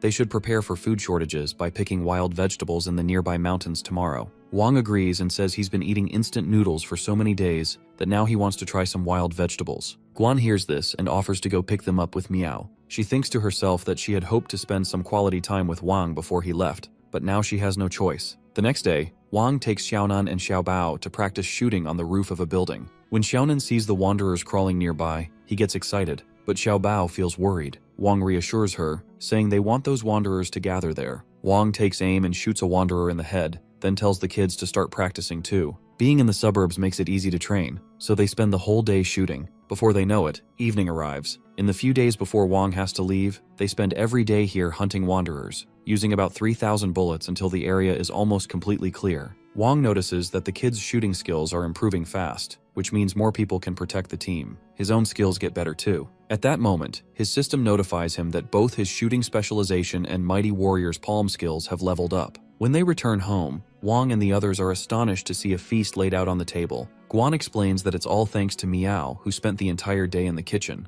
As they marvel at the spread, Guan adds that the meal was made especially for Wang. Wang looks puzzled until Chengping chimes in, explaining that ever since Miao learned Wang was leaving, she's been eager to prepare a special farewell meal. He goes on to say that he and Guan went hunting together, dug up wild vegetables and sweet potatoes, and even knocked on doors to find seasonings. As they talk, Meow enters with more dishes. Wang thanks her warmly for the effort she put into creating such a splendid dinner. Meow smiles and tells him not to forget to thank Guan as well, since she was the one who caught all the pheasants. Wang playfully puts an arm around Guan's shoulder and praises her, saying she's amazing. He adds with a grin that there's no need for formalities between them. Guan feels a quiet sense of happiness at his words. As they sit down at the table, Xiaonan eagerly asks Meow if they can start eating. Meow nods with a smile, and the group begins their meal, sharing the moment with genuine joy and pure hearts. Afterward, Wang hands over the rocket launcher and the other weapons he had brought. Guan looks at him with concern and asks what he'll do without the extra firepower. Wang reassures her with a confident smile, saying that one gun is more than enough for him. He informs everyone that he'll be leaving tonight and entrusts the responsibility of their current hideout to them. Meow, with determination in her voice, promises they'll guard the place well. Guan, in a moment of vulnerability, sweetly asks if he'd like her to accompany him, admitting she's worried about him. Wang gently declines, explaining that she's needed here to protect the others. He promises her he'll return in 7 days, to which Guan agrees. After that, Wang heads to his room while Guan and Meow stand outside. Meow asks Guan if Wang really stays alone in his room like that, and Guan confirms it quietly. Inside his room, Wang activates his system's ability and suddenly transports back to his own world. He finds himself sitting at a cafe with his friends, Xing and Hongfei, enjoying their time together. Wang eats quickly and Xing teases him, asking why he looks like a starving ghost after just visiting his hometown. Wang laughs and says he wanted to take them to a fancy hotel, but it's been so long since he had a big meal that he settled for this place instead. He reflects that in the post-apocalyptic world, he always has to watch out for wanderers and others, and food is scarce. But here, in his own world, they can relax in the sunlight and eat whatever they want. Hongfei warns Wang to be careful because he's offended by someone named Li, who is sending people to find him. Wang tells them not to worry and asks about their plans after graduation. Xing says he'll probably work at a securities firm or something similar. Hongfei says he wants to start his own business but hasn't decided what yet. Wang asks if they're interested in gold and silver jewelry and tells them he has a way to get jewelry at a low price. He suggests they become partners and open a jewelry store together. Hongfei says that if Wang is willing to take the risk with them, they'll use the money Wang gave them before as their investment. But Wang tells him not to worry about that. He'll cover the initial costs himself and says the money he gave them before can just be their pocket money. Xing asks if opening a jewelry store won't be expensive and if Wang has enough money for it. Wang says he plans to invest 20 million in 4,000 pounds of gold. The two friends start calculating how much that is, and when they realize it's about 800 million, they're shocked. Wang tells them to stop calculating and says he'll show them the gold later since it's currently at his villa. He takes them to his villa, and when they see the amount of gold, they're completely stunned. Hongfei grabs Wang's collar and asks if he's broken any laws. Wang laughs it off and assures them he hasn't. He tells them that for now, they need to find a shop location and get the business license sorted out first, and they'll talk about opening the store later. Both of them happily agree, and Wang tells them that as his partners, he'll give each of them a 10% share in the business. They're stunned, feeling it's too generous, but Wang brushes it off. He tells Xing, who's outgoing, that he'll handle store management and lead the sales team. Then he turns to Hongfei, who's more introverted, and assigns him internal company management while encouraging him to learn jewelry design. Both readily agree to their roles. Wang adds that once the jewelry company is running smoothly, they'll start an investment company. He asks Xing if he enjoys trading stocks and tells him he'll be in charge of that venture. He envisions the three of them working together to build a powerful business empire. Excited by the plan, Xing and Hongfei hug Wang in gratitude and enthusiasm. Just then, Wang receives a message on his phone and mentions with a smile that his orders have arrived. Outside, a truck pulls up, loaded with rice, noodles, vegetables, and fruits. Xing and Hongfei stare in disbelief, asking why Wang ordered such an excessive amount of food and if he's planning to lay low to avoid Li. Wang shakes his head and reassures them that he has a much bigger purpose for it. His friends, realizing he's determined, decide not to press further. They assure him they'll focus on managing the company matters and leave him to his plans. Wang thanks them and reminds them to meet him at the restaurant near the university gate that evening. As Wang strolls through the streets, he takes in the lively atmosphere, reflecting on how much time he has recently spent in the post-apocalyptic world. The familiar surroundings of his own world now feel strangely foreign. He muses that living in such a bleak and dangerous environment has left its mark on him, making him more introspective and sensitive to the contrasts between the two worlds. Watching people pass by, he notes how inexperienced and carefree they seem. Perhaps it's because he now sees things from a different perspective, a higher vantage point afforded by his newfound wealth and power. He acknowledges that if not for the challenges of the post-apocalyptic world, he would likely be grappling with the uncertainty of life after graduation like everyone else. In the eyes of others, he might seem like an exceptional student, but Wang knows that compared to the struggles of those who paved the way for him, his achievements are relatively modest. Still, he feels a sense of gratitude for the chance fate has given him. Determined, he vows to rise to greatness in both worlds, building a legacy that will cement his place as a powerful figure in each. As Wang walks calmly down the street, a group of tough-looking men step in front of him. They ask if he is Wang. Instantly, Wang realizes these guys were sent by Li to threaten him. He confirms that he is Wang and asks what the problem is. One of the men, Dong from the Black Tiger Gang, introduces himself. But Wang cuts him off, telling them to stop talking because he already knows Li sent them. Dong notices Wang's calm attitude and smirks, saying Wang should be ready to get beaten. He adds that Li's orders are to cripple one of Wang's legs. Wang calmly replies that if they have the skill, they might as well take his life too. But he points out that this place isn't good for a fight, and suggests moving somewhere more private. Dong agrees but looks puzzled at Wang's confidence. The group then moves to a quiet spot where no one can watch them. Dong says Wang has guts, but Wang warns him not to test that since he's alone, and tells them to start the fight. Dong orders his men to attack. As the men leap at him, Wang activates his Mighty Warrior's palm skill, now upgraded to level 2. He strikes one man's chest with his palm, sending him flying into the air. Dong is surprised and thinks maybe Wang is a real martial artist. The men attack with their weapons, and Wang dodges most of the blows, though he gets cut on the back. He stays focused and pushes the attackers away. Then Dong jumps into the fight. When Dong tries to slash Wang, Wang grabs the sword barehanded, shocking Dong. Seeing an opening, Wang kicks Dong between the legs, making him scream in pain. Wang then hits Dong's face with his palm, knocking him backward. Dong's men look worried. As the two men start to get scared of Wang, more guys arrive, and the two of them feel relieved. One man picks up Dong, who angrily tells Wang that he only planned to cripple one of his legs, but now he won't leave alive. Wang looks at the growing number of attackers and thinks the Mighty Warrior's palm skill is good for handling 5 or 6 guys, but this many might be too much. He decides to take a risk. When Dong orders his men to attack again, Wang pulls out a handgun from his storage and fires a shot into the air. Seeing the gun in Wang's hand, the men freeze in fear and whisper among themselves, asking Dong how Wang managed to get a firearm. Wang firmly declares that if anyone isn't afraid to die, they're welcome to step forward. Dong tries to rally his men, shouting that it's just one gun and they outnumber him. But before he can finish, Wang fires a shot into Dong's leg. Dong screams in agony, clutching his wounded leg. Wang calmly asks who's next and offers to put a hole in their body.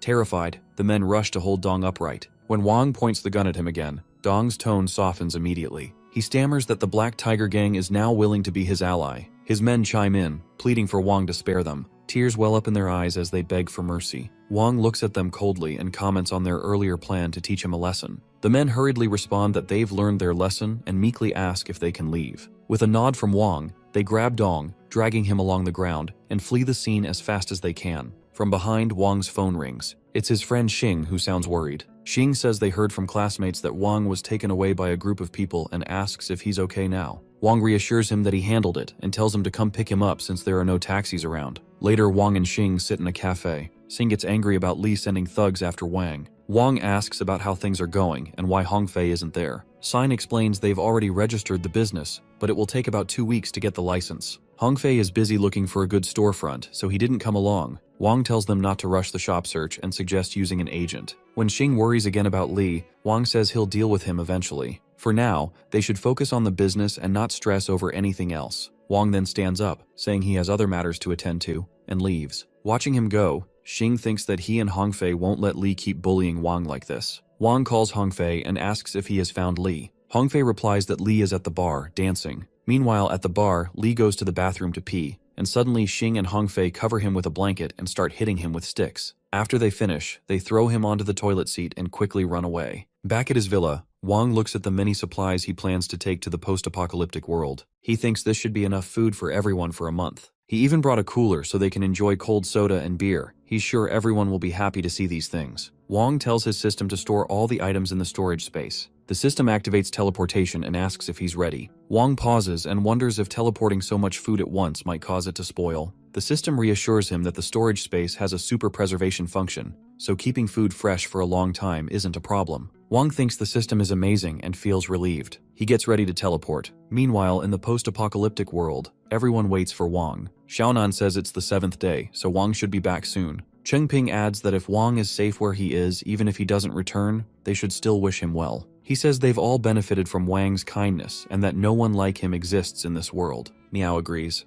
Guan tells them that the last time Wang left, she felt the same way. They doubted him and thought he might be lying, but she held on to hope. checking his room every night. Just when she was about to give up, Wang came back. So, they need to wait a little longer because she believes Wang will keep his promise. As they talk, the door suddenly opens. Everyone is surprised to see Wang walk in. Guan jumps up and hugs him tightly, saying how much she missed him. Xiaonin says he thought Wang was going to leave them, but Wang reassures them that he always keeps his promises. Wang invites everyone to come see the good things he's brought for them. He shows the kids the fresh fruit, and as they start eating, their faces light up with happiness. Watching them, Miao thinks about how Wang's absence filled everyone with worry and despair, but his return brings excitement and joy. In no time, Wang has become the heart of their group. Wang calls Miao over and shows her a cold cola, saying he brought it just for her. Miao and Guan take a sip and immediately feel refreshed. Wang smiles and promises to bring more for them in the future if they like it. Just then, Chengping calls from behind, asking if Wang bought cigarettes for him. Wang nods,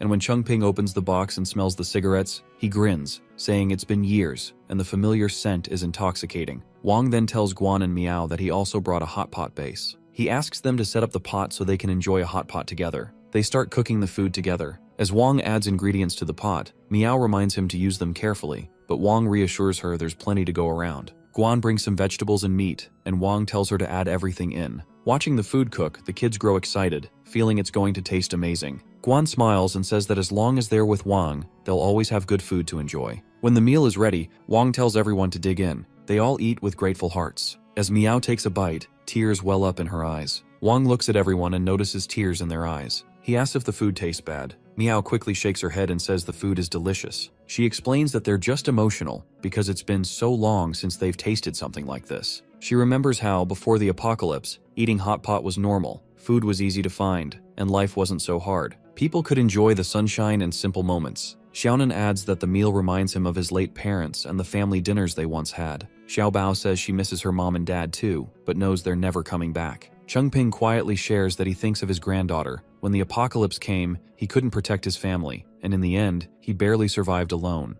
As everyone talks about their past, Guan says the familiar taste brings back memories of happier times, like when she listens to songs and ends up in tears. Miao agrees, saying they've all been through so much to get to where they are now, and it hasn't been easy. Wang nods and says the apocalypse has already happened, and the past can't be changed. Instead, they should look ahead and live well. He believes that with everyone's effort, they can build a home together in this post-apocalyptic world. When Guan asks about their plan, Wang says the sea is to the east, so they should head that way. Even if there are no houses, they can find an island to settle on. He adds that as long as they find solid ground and plenty of water, he'll bring seeds to plant easy-to-grow vegetables. They can also raise pigs and poultry, so food won't be a problem. Although the journey is far and they don't have a car, Wang believes that if they all work together, they can make it. Miao agrees it's a good idea, but warns the road east is long and filled with wanderers and looting gangs. Xiaobao and Xiaonan say they've learned how to use guns and will protect everyone. They say they need to pack and leave tomorrow. Wang stops them and tells them not to rush packing. He says they need to be full and rested to have the energy for the journey. He picks up a drink and tells everyone to enjoy their bright future right now. The group starts relaxing and enjoying the moment. Wang also mentions he has prepared new clothes for everyone, and they should try them on after dinner. After dinner, Miao and Guan head to the room where the new clothes are neatly arranged.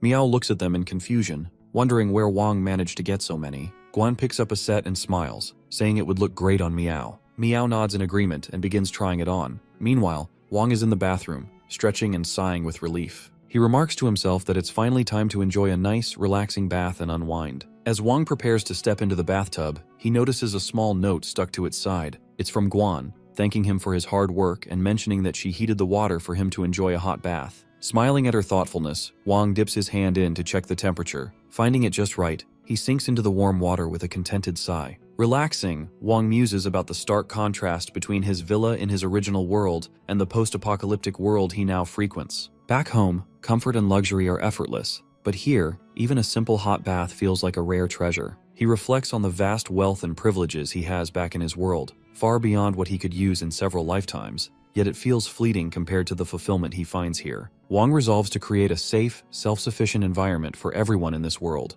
one that can endure even if the system fails, ensuring peace of mind for everyone. As he ponders, the system chimes in reassuringly, stating that its functionality is reliable and that the issues Wang is concerned about do not exist. It adds that to further safeguard his team, he should focus on collecting more gold to unlock higher-level upgrades. Just then, Guan calls him from outside the bathroom, asking if the water temperature is to his liking. Wang responds that it's perfect, Suddenly the door opens and Guan steps in with a playful smile, casually announcing that she will join him as well. Wang is completely shocked when he sees Guan step into the bathtub with him. He nervously says that if she's in a hurry, he can just get out first. But Guan smiles and says there's no need, she just wants to take a bath together. Feeling embarrassed, Wang points out that two adults bathing together usually means they're a couple. Guan moves closer and playfully tells him to treat her like his girlfriend. Wang asks if she likes him, and she honestly replies that she's not sure but can't stop thinking about him. Surprised, Wang listens as Guan suddenly notices something in the bathtub. Wang quickly apologizes, gently taking her hand,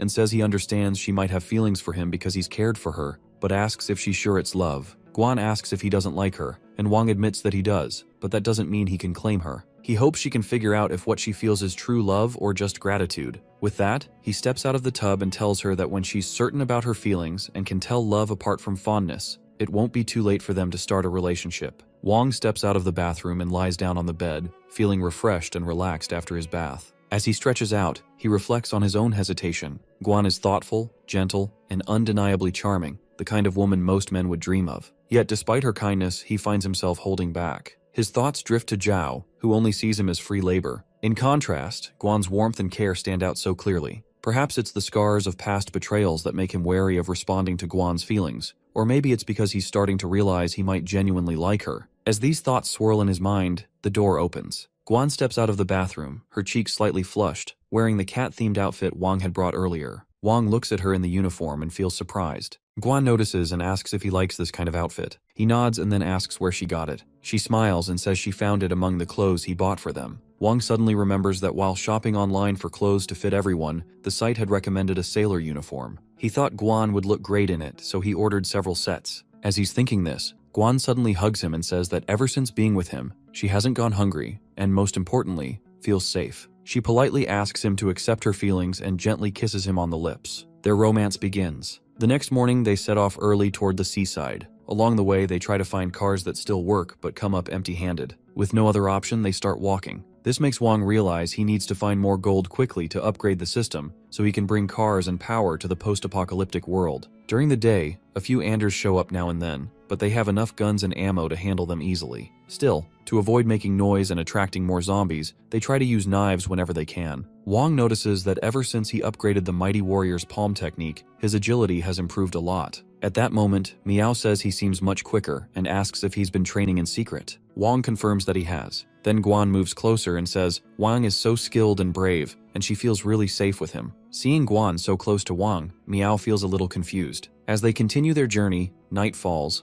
and the group finds an abandoned neighborhood to rest in. The area was once a wealthy district, making it an ideal spot for Wang to search for valuable items that could help him quickly upgrade the system. Despite the many villas available, he chooses a dormitory building for its height and excellent view, ensuring they can spot any changes in the surroundings immediately. Wang instructs everyone to settle in for the night, and they head to their assigned rooms to rest. Unbeknownst to them, two men hide in the tall grass nearby, watching the group. One remarks that they've been tailing them for some time and notes how bulky their backpacks look, speculating they're filled with food. The second man disagrees, pointing out that the group likely has guns and would be difficult to overpower. The first man counters that their group only has 2 adult men, one of whom has an injured leg, while the rest are women and children. Convinced, they agree to inform the village chief about their discovery. Meanwhile, Wang sleeps soundly in his room. Guan quietly gets up, murmuring that he deserves to rest longer. She makes her way to the gallery, where Chengping is standing guard. She approaches him and says she couldn't sleep, offering to take over the watch so he can get some rest, especially since his leg is injured. Chengping agrees to let Guan take over, but advises her to alert them immediately if anything unusual happens before heading off to rest. Shortly after, rain begins to fall, and Guan, scanning the area through her rifle's scope, notices movement in the grass. Unbeknownst to her, the 2 men have returned with their village chief and several others, armed and ready. The chief points toward the building and notes that there is only one person on guard. He orders his men to take her out swiftly. As Guan continues to observe, she grows tense upon realizing that Wang was right. There are indeed people nearby.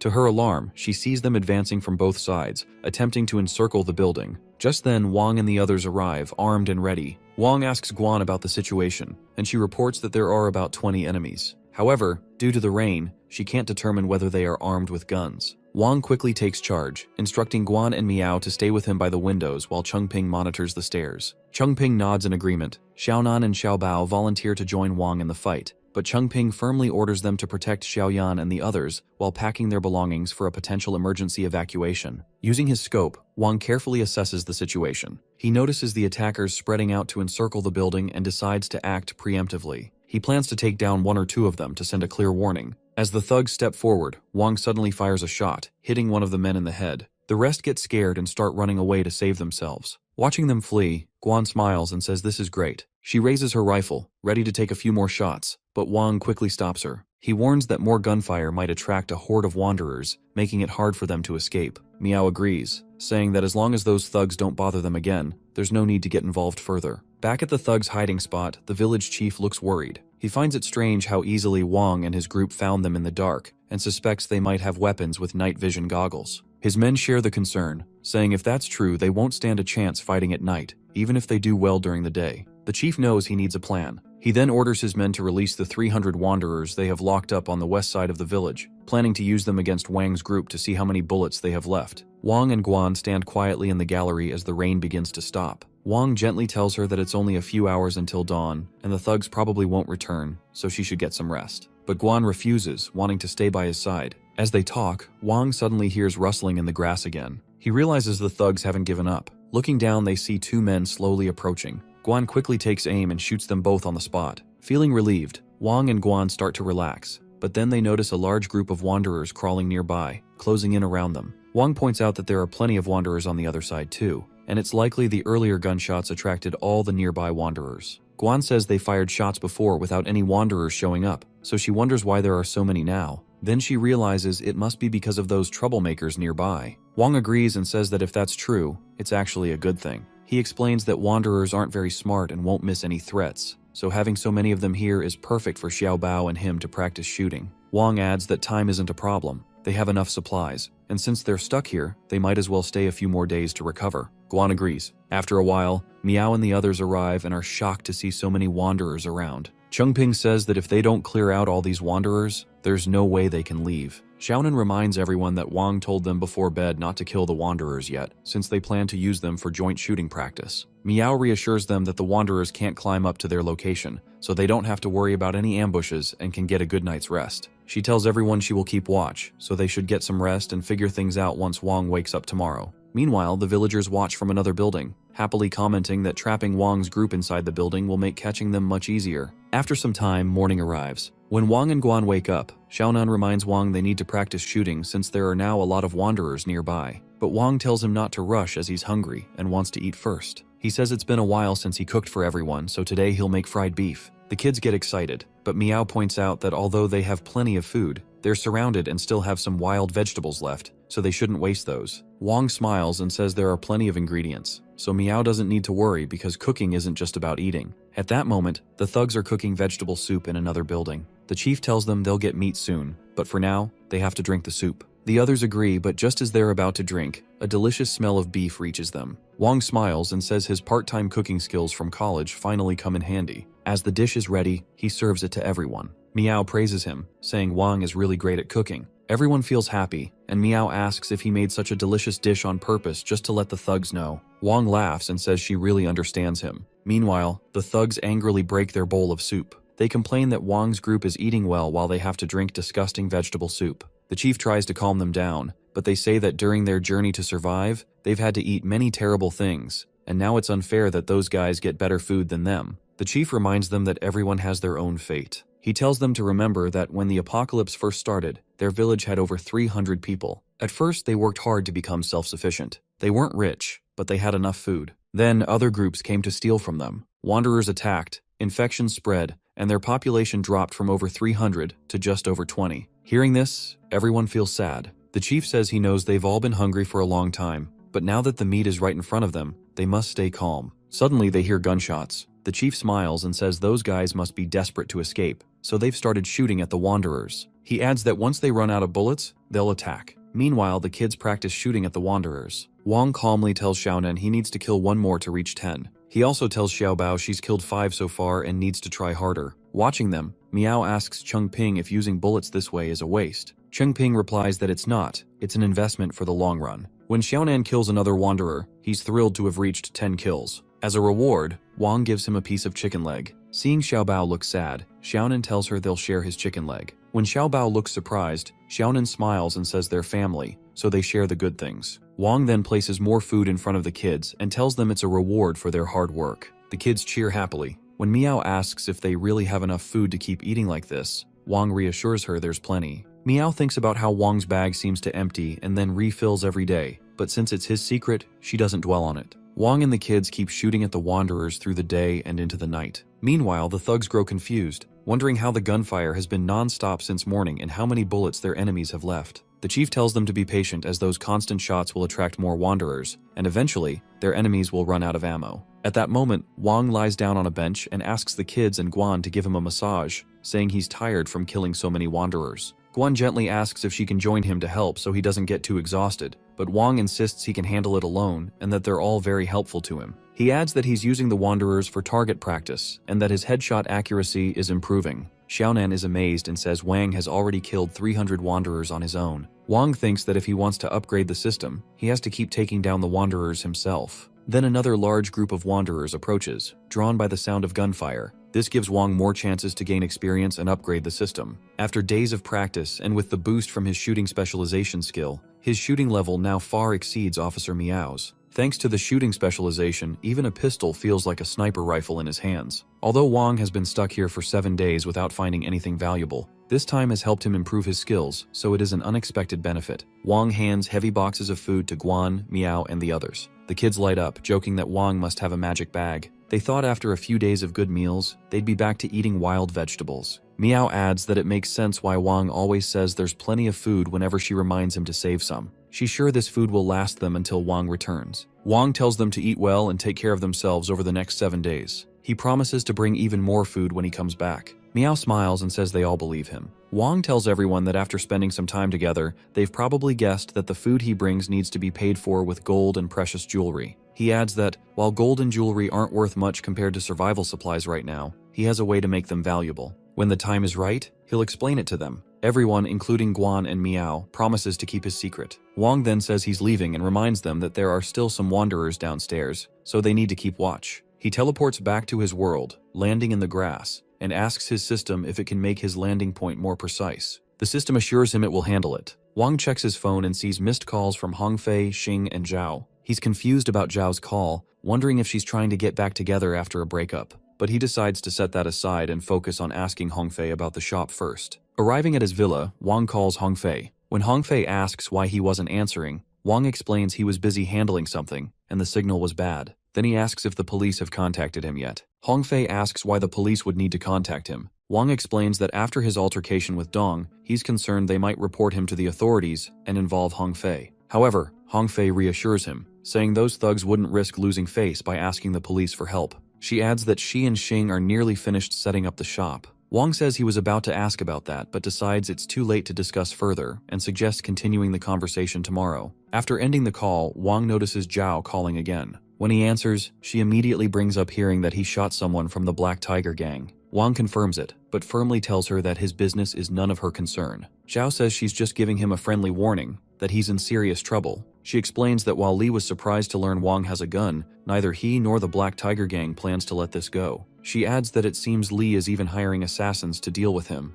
As Zhao notices Li approaching from behind, she abruptly ends the call. Wang, now reflecting on the conversation, feels puzzled by Zhao's sudden kindness. He considers the situation carefully. Though his shooting specialization skill has already reached level 4, he acknowledges that using firearms in his world is not always practical. Thinking about the threat of Li hiring assassins, Wang realizes that relying solely on the mighty warrior's palm won't be sufficient. Determined to strengthen his abilities, he calls upon the system and declares his intent to draw the lottery. He needs to upgrade the mighty warrior's palm and obtain new resources. Without delay, the system summons the lottery machine, its shimmering form appearing in front of him, ready for use. The system informs Wang that only 150 kilograms of gold remain in the system space, enough for a single draw. Wang contemplates his options. He decides to proceed with one draw first. If the result isn't satisfactory, he plans to retrieve 1,000 kilograms of gold from his basement for 10 additional draws, replenishing it later with what he collects in the post-apocalyptic world. The system also updates Wang, stating that it requires only 50,000 kilograms of gold to upgrade again. Once upgraded, the system store will be activated, allowing direct exchanges of gold and jewelry for goods. Intrigued by this potential upgrade, Wang pulls the lottery handle. To his amazement, he wins a new skill called Reed Crossing the River. Eager to learn more, Wang reviews the skill's description and asks the system how the inner strength value is calculated. The system explains that inner strength is based on the vitality attribute, with each point of vitality equating to 10 points of inner strength. Excited to test his new skill, Wang steps onto the road and gauges the distance to downtown, approximately 5 kilometers. He comments aloud, curious to see how quickly he can cover the distance now with his enhanced abilities. Wang activates the skill and starts running quickly, feeling his body grow lighter with every step. When he reaches the town, he's amazed to see that he covered the 5 kilometers in just 9 minutes. As he looks around, he notices a group of men bothering an old man and his daughter who are setting up a stall. The men demand that the old man pay the site fee immediately. Wang recognizes them as members of the Black Tiger Gang. While one of the men talks to the old man, another man named Jie, their senior, arrives. Ji tells the old man that he will pay the site fee for him. Looking at the daughter, Ji says she reminds him of his little sister. He steps closer to touch her, but the old man quickly warns him to stay away, insisting she's still underage.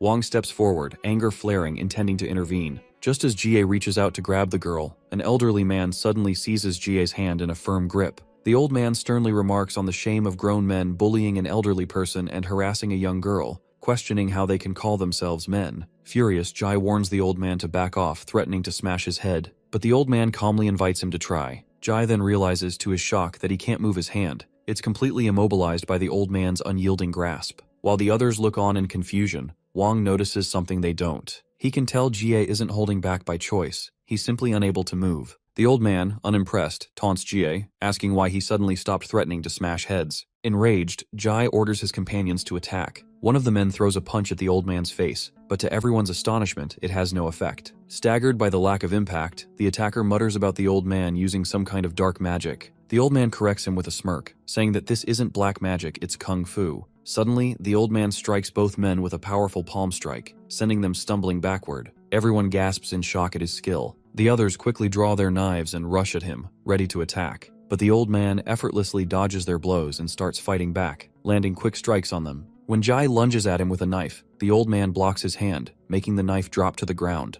With a swift move, he throws Jai down next to his companion and says that lying down together suits both of them. Just as Jie jumps at the old man again, swinging a stool to attack, Wang suddenly steps in. With a strong strike from his mighty warrior's palm, he knocks Ji hard to the ground. The old man watches in surprise, recognizing the power behind Wang's blow. Seeing this, the crowd cheers, glad the thugs are getting their lesson. Wang turns to the old man and asks if he's alright. The old man nods, impressed, and says Wang is very skilled. The old man and his daughter thank both Wang and the old man for saving them. Wang warns that now they've angered the thugs, it's not safe to keep their stall here. The old man and his daughter agree to leave immediately. Meanwhile, Jai's companions start to run away. Jai tries to escape too, but Wang blocks him and asks if he really thinks he can just run after causing trouble. Scared, Ji begs Wang not to hit him again. Wang tells him he knows this is the Black Tiger Gang's territory, but that doesn't give them the right to bully others. Then, quietly, Ji asks which gang Wang and the old man belong to. Wang smiles and says they don't belong to any gang, but he gives Ji his name. When Wang asks for the old man's name,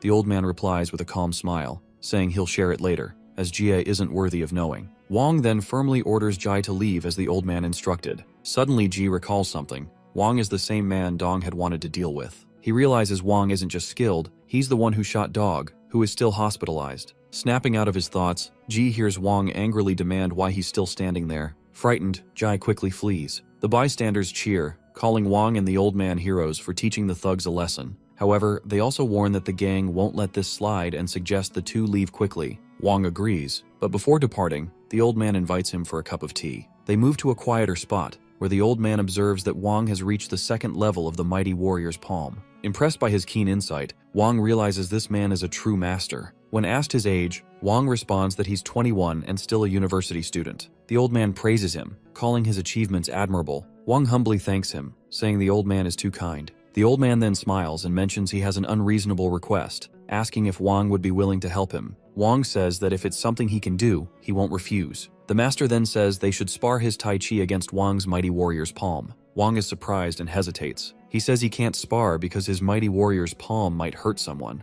The master reassures him that his Tai Chi isn't just for show and that Wang won't hurt him. He adds they'll stop at the right moment, treating this as an exchange of martial arts skills. Wang agrees, and they both take their positions, ready to spar. The master tells Wang to make the first move, but Wang admits he's a bit scared and asks the master to start instead. The master insists that if he goes first, Wang might not get another chance, so Wang has to move first. Wang agrees, and by using about 30% of his power, he leaps forward and swings his palm toward the master. But the master quickly blocks the attack and counters with a palm strike to Wang's stomach. Wang slides back several meters, surprised by how fast the master is, so fast he can barely see the move. He's also amazed that the master's light strike has such a strong impact. The master smiles and says that using softness to overcome hardness, that's the beauty of Tai Chi. He adds that if Wang was holding back, then he's really underestimating him. Wang replies that from now on, he will use his full power. Wang launches himself at the master again, this time with everything he's got, but the master remains calm and steady. After a while, the master offers him some tea. Wang's face is bruised and scratched. He's clearly taken many hits. The master's power is far greater, and Wang's attacks haven't landed. Wang thanks the master for his guidance. The master tells him that for someone so young,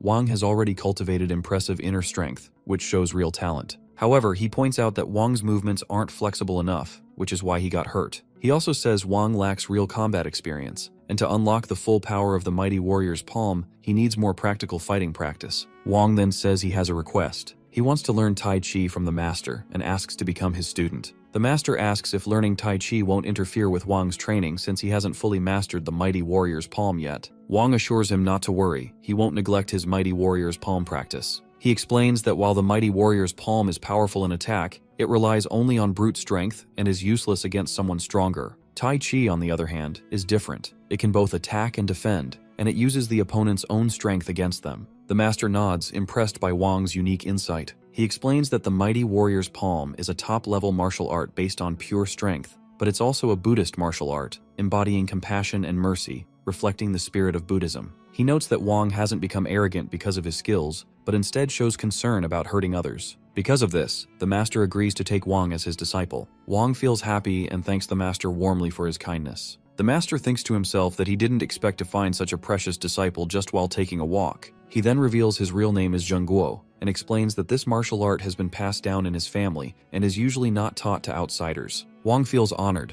knowing that the master now considers him like family. He promises to work hard and not waste the master's efforts. Zhengguo tells him that how much he learns depends on his own ability, but warns that if Wang does anything immoral after joining the sect, he will have to personally deal with the consequences. Wang is surprised by the master's serious look, but quickly assures him that he will never disgrace the sect or go against his conscience. Later, Wang walks through the streets with his friends Hongfei and Xing. Xing asks if they're really going to buy luxury cars for both of them. Wang explains that the cars are to improve work efficiency and that, as shareholders of the company, luxury cars fit their status. Then Xing asks Wang what he plans to get for himself. Wang replies that he wants to buy a van, which surprises both his friends. But Wang thinks a van will make Guan and the others happy. They arrive at the car showroom, and Wang's friends are amazed as they look at the cars. Suddenly, Wang notices the manager, a young woman, getting angry with a worker. She asks why he didn't inform her when premium customers arrived. The worker replies that she was resting in her room, so he didn't tell her. This only makes her angrier. Watching the scene, Wang feels sorry for how badly the workplace is managed. Wang calls the manager over and simply says that he and his friends want to buy some cars and asks if she can show them some options. Meanwhile, his friends start taking pictures of the cars. Seeing this, the manager snaps at them to stay away since the cars are very expensive. Then she looks Wang up and down, judging him by his clothes and shoes. She tells him bluntly that he looks like an ordinary student and that this showroom doesn't sell bicycles. Wang calmly asks if she thinks he can't afford the cars. The girl steps forward and tells the worker to handle Wang and his friends. She adds that if his sales don't meet the target this month, he'll be fired. After she leaves, the worker, named Xiao, tells Wang to stay calm because she's always like that. Wang mentions that she said Xiao might lose his job if he doesn't hit the sales goal and asks how much more he needs to sell. Xiao replies that he's still quite far from reaching the target. Wang assures Xiao that as long as he gives them good recommendations, he'll help him reach his sales target all at once. Xiao starts showing them cars. First, he shows a car priced at 630,000. Wang's friends are happy, but Hongfei says they don't need such expensive cars since they can do business without flashy vehicles. Wang replies that they should look for something else. Then he tells Xiao this car is too cheap and asks to see more expensive options. His friends are surprised by this, but Wang smiles and grabs them by the shoulders, saying they're his true friends and he won't forget their kindness. He promises to help them make big money and become billionaires. Hearing this, his friends and Xiao get emotional, though Xiao wonders if they can really afford such expensive cars. Next, Xiao shows them a Mercedes priced at $970,000. Wang asks if they have any cars over $1 million. Xiao points to another Mercedes model and says it's the most expensive in that series. Wang's friends are even more impressed. Hongfei even gets inside the car to get a feel for it. Then Wang asks about the price. Xiao tells them the car costs $2.3 million.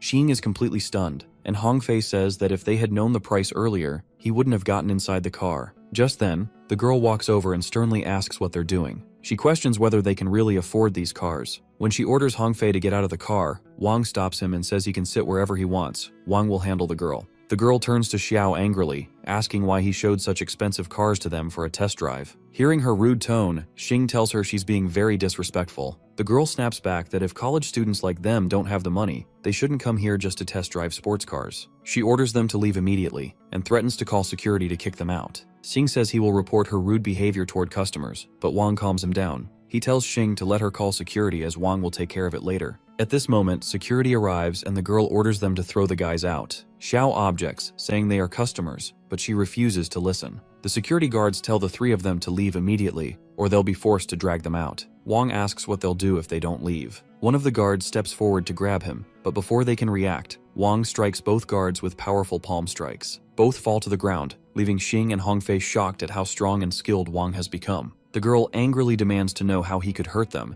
and insists he pay for their medical bills right away, or she'll call the police. Without hesitation, Wang throws a gold bar in front of her and says it should cover the medical expenses. He adds that she's the one who started this. They came here to buy a car, but she called security to harass them. If she really wants to call the police, she can, but his friend Hongfei has already recorded everything. One of the security guards notices the gold bar looks real. The girl is surprised and starts to think maybe these plainly dressed kids are actually wealthy. Wang tells her he's going to teach her a lesson. Every customer is important, and her bad attitude has damaged the store's reputation. The girl still says the guys are welcome there, but Xiao thinks she's gone too far. She threatens to fire him through the head office. Xiao just smiles and says there's no need, he already quit. He steps forward and says he always believed that sincerely serving customers and giving honest advice was the key to doing his job well. But if improving means becoming like her, he'd rather find a new career. Wang stops him and says he still wants Xiao to help him. When Xiao reminds him he's not an employee anymore, Wang replies that every industry has bad apples, but Xiao doesn't have to be one of them. He then tells Xiao he wants to buy 3 of the highest-end cars in different colors. This surprises both Xiao and the girl. The girl points out that each car costs over $2 million. Wang calmly hands Xiao his phone and tells him to enter their company's account number so he can transfer the money immediately. Hongfei steps in and warns the girl that they will report her rude behavior to her head office, and she might be the one getting fired. Wang completes the transfer, and the security guard tells the girl that over $7 million just landed in the store's account. When she checks the name, she realizes it's Wang. Meanwhile, Wang asks Xiao to start the paperwork. As they begin to move, the girl calls out to Wang, congratulating him on becoming a VIP customer at the store. She apologizes softly for her earlier rude behavior, but Wang tells her it's too late for that. Wang's friends suggest reporting her to higher management, but she begs Wang not to, saying she'll lose her manager position. She promises to do whatever he wants. Wang tells her to make sure all the manager's commission from this sale goes to Xiao. Xiao feels deeply moved. Wang adds that he'll keep an eye on things, so she shouldn't try any tricks or cause trouble for Xiao. She agrees, and the 3 of them leave together. Now inside their new sports car, they happily cruise down the road.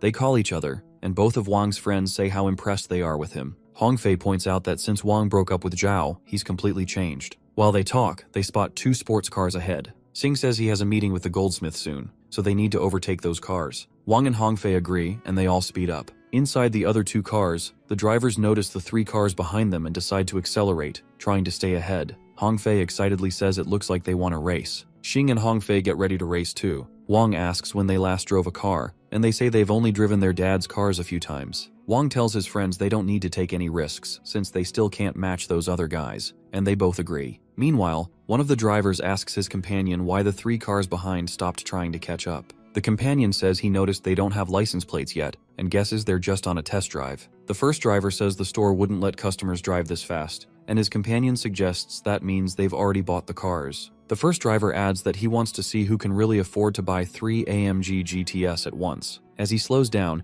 Xing tells Wang the other drivers are slowing too, trying to get closer. When Wang and the first driver pull up side by side, the driver points ahead and says there's a gas station up ahead. He asks if they want to stop and get to know each other, and Wang agrees. At the gas station, the crowd is impressed to see so many sports cars together. Wang and his friends approach the two drivers, and Wang asks what they want. One of the guys simply says they want to be friends and introduces himself as Liu Xinghua with his friend Zhang Wenqiang. Wang introduces himself and his friends, and Liu says he's just curious. He notices all three of them drive the same car model and asks if they're planning to form a racing team. He adds that most rich young people prefer Ferraris or Porsches, but these three seem to like Mercedes-Benz instead. Wang smiles and explains it's not just because they like Mercedes, they actually bought three at once to make a statement. Zhang says he hasn't driven the AMG GT version yet, so Wang casually tosses him his car key and tells him to take it for a spin if he wants. Zhang is surprised, and Liu jokes that people say you shouldn't lend out your favorite cars or women, but Wang is really generous. Zhang teases that Liu's Ferrari is worth 5 or 6 million, so if Zhang scratches Wang's car, he can just ask Liu to cover the cost. Liu then hands his Ferrari key to Wang and says he'll take Zhang's Porsche for a drive. The five of them swap cars and chat for a while. They soon learn that Liu and Zhang aren't just ordinary rich kids.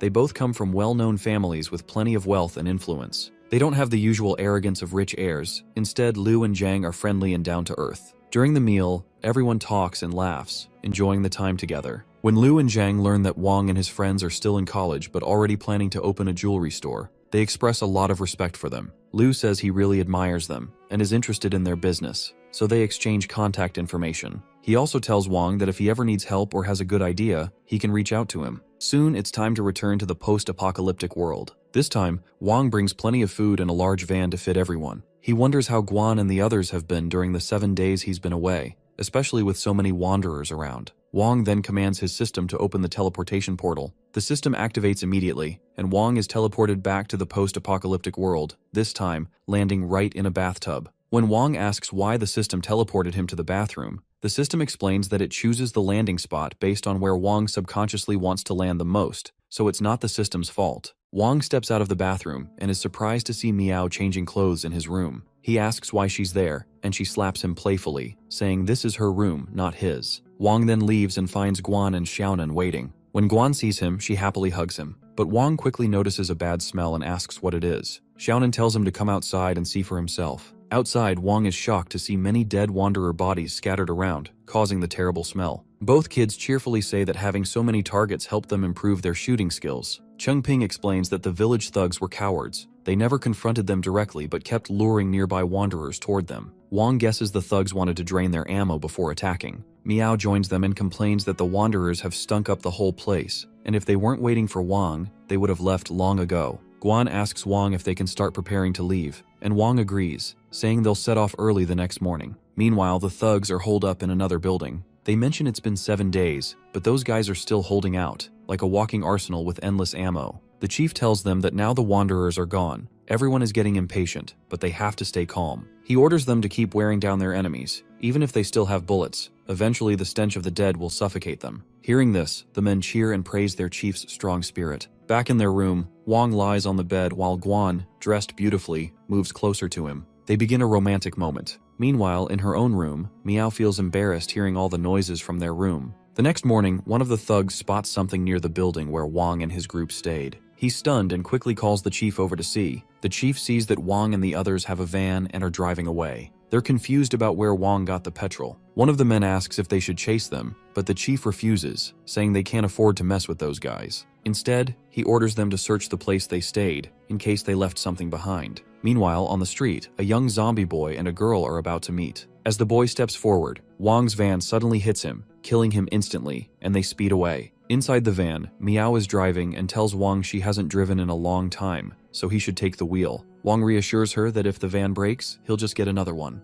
Chengping starts vomiting, and when Guan asks how he's feeling, he explains it's because he hasn't been in a car for so long. Xiaonan then tells Wang that the thugs didn't just want to attack them, they also lured the wanderers to drain their ammo, so why Wang left some rice for the wanderers. Xiaonan, still upset about leaving the rice bags for the thugs, grumbles that they should have dealt with them more harshly. Wang, however, calms him down with a smile, pointing out that if the thugs hadn't brought the wanderers, they wouldn't have had the chance to hone their shooting skills. Xiao Bao chimes in, laughing, and remarks that Wang has repaid them in his own way. Meanwhile, the thugs enter the building and are shocked to find 2 bags of rice left behind. Confused, they wonder if Wang and his group forgot to take them. The chief, examining the rice, notes how valuable it is and dismisses the idea that it was left behind by mistake. One of the men suggests the rice might be poisoned, but the chief shakes his head, reasoning that if Wang's group wanted to kill them, they would have used their guns long before now. Convinced, the thugs pick up the bags, and the chief orders them to start cooking. Back in the van, Xiaonan is still brooding over the rice, feeling it was too generous a gesture. Wang leans closer and in a low voice admits that he mixed something into the rice. Xiaonan's mood instantly brightens, and Wang adds that it's a fitting punishment for the thugs after sending so many wanderers their way. As the day progresses, Guan and Miao settle into the last row of the van and fall asleep, while Wang and the others excitedly speculate about what the gathering place might look like. After a long drive, they finally reach their destination.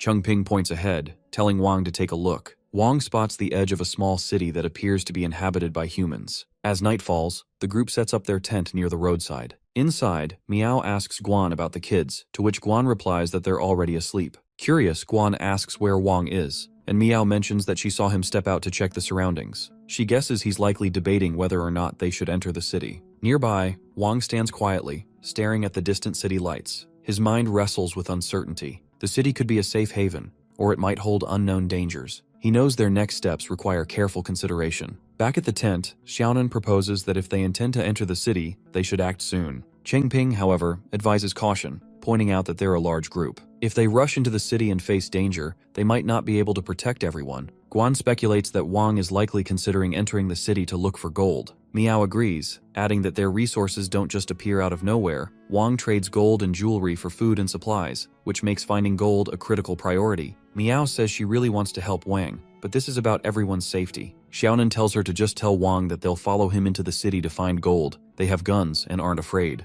Chengping agrees, adding they can protect themselves, so Wang doesn't need to worry too much. Everyone agrees they should go into the city with Wang, and when Wang says they have to do this, Miao says she'll go talk to him. Meanwhile, Wang thinks about how much he wants to upgrade the system quickly, but he's unsure if there's any gold in the city. It feels too risky. If they run into local gangs like the Shark Gang again, things could get worse. He realizes that while upgrading is important, the safety of Guan and the others matters more, and he can't take unnecessary risks. Just then, Miao and Guan arrive, and Wang tells them he's decided to take a detour because everyone's safety comes first. Miao asks if this is the conclusion he reached after thinking about it all night. Miao adds that they just discussed it, and everyone supports Wang's decision to enter the city because they all want to help him collect gold. Hearing this, Wang hesitates, pointing out that going into the city comes with unpredictable risks. Guan acknowledges the danger but assures him that Miao has already come up with a plan. Smiling, Guan explains they'll first find a safe place for Chengping and the others to stay. Then, she and Miao will accompany Wang into the city to scout the situation. Miao chimes in with a playful tone,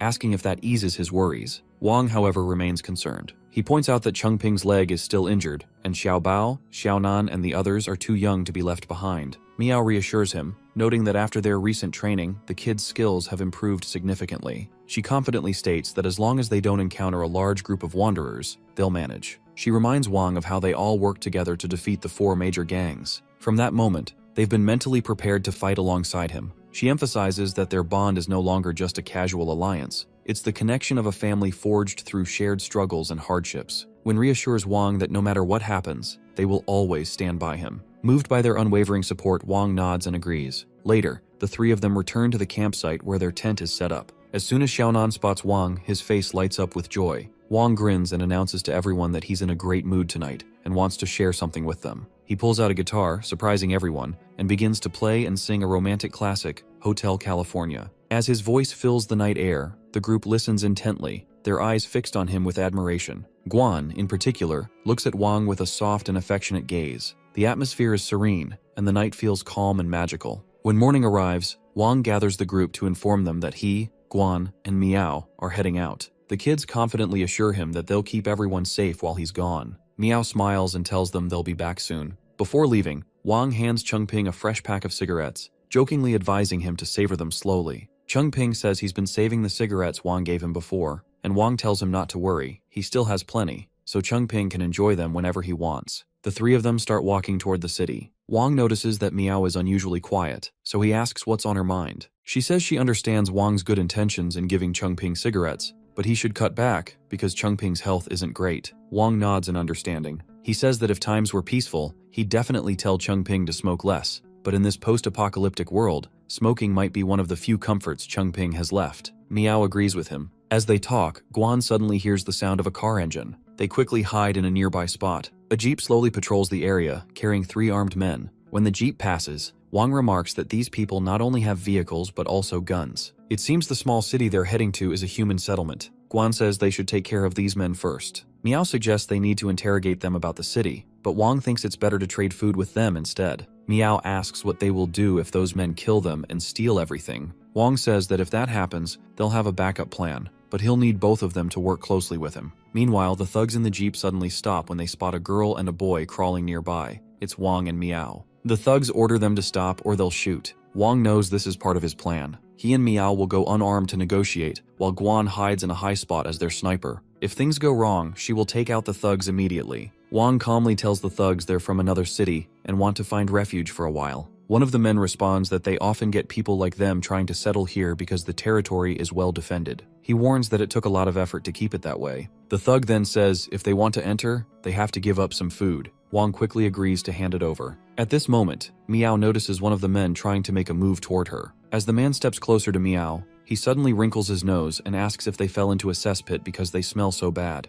The thugs take the bags from them and open them, surprised to find they are full of bread packets. After grabbing the bread, the thugs tell Wang and Miao to step aside. They're leaving now. Miao thinks Wang's plan worked, even if it was a little uncomfortable, and it saved them from trouble. She remembers when they were hiding in their secret spot and tells Wang that Guan has reached her position, so they need to move. But Wang stops her and says that in this post-apocalyptic world, men will always react to a beauty like her. He hands her a jar and says that with this, not even ghosts would dare come near. He explains it's stinky tofu which smells awful but tastes great. As Miao smells it, she immediately starts gagging and vomiting. Wang and Miao arrive at a larger shelter. Suddenly a voice comes through a speaker, asking why they are there. Wang replies that they want to take shelter inside. 2 bodyguards come out from a big door, guns in hand, and order them to raise their hands. Wang says they have no food left to give. Then a heavy-set woman steps forward and says the bodyguards aren't here to steal food, they're here to protect her. She asks if they have any ID. Wang explains they lost theirs a long time ago.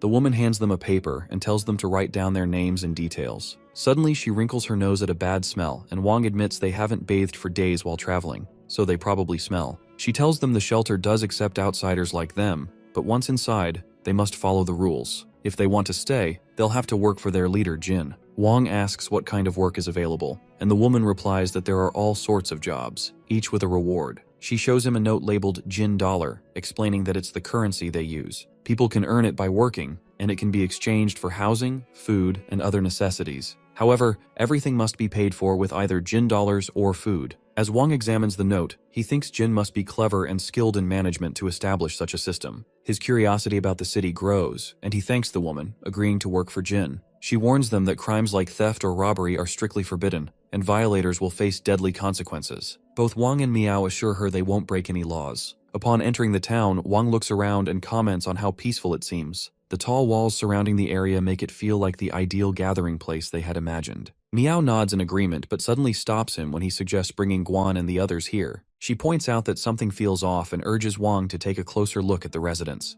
As Wang observes, he notices the people appear lifeless and alarmingly thin, as if they are mere skeletons. They spot a greenhouse nearby where a few bodyguards are standing. Miao remarks that even though food is grown here, Jin probably controls and distributes it very strictly. While they watch the area, a man approaches them and asks if they're new residents. He says he helps people find jobs in the town. Wang and Miao walk over to him, and Wang asks if it will be hard to find suitable work. The man assures them there are over 300 people living in this small town, and he assigns most of the jobs. He shows them a list of available jobs, explaining they can pick any, with pay clearly listed and paid daily. Wang studies the list, and the man adds that he updates the jobs every day. If they don't see anything they want to do, they can choose not to work, but since food and housing require Jin dollars, not working means they won't have resources to live here. Wang then asks about the cost of rent for the cheapest housing. The man replies that rent is charged daily, and the cheapest place costs 5 Jin dollars for 12 hours. Hearing this, Miao and Wang are surprised to see some jobs pay as little as 6 Jin dollars. The man explains that if they want a better place to live, they'll need to find higher paying work. He also mentions that he charges a 2 Jin dollar fee for every successful job placement. Wang reacts, saying that with such costs, they might end up sleeping on the streets. The man warns that although the town looks peaceful during the day, nights tell a different story. Wang recalls the chubby woman at the entrance saying that stealing and other illegal activities are banned, but but the man laughs and says that rule is just to stop people from stealing Jin's food. He points out that,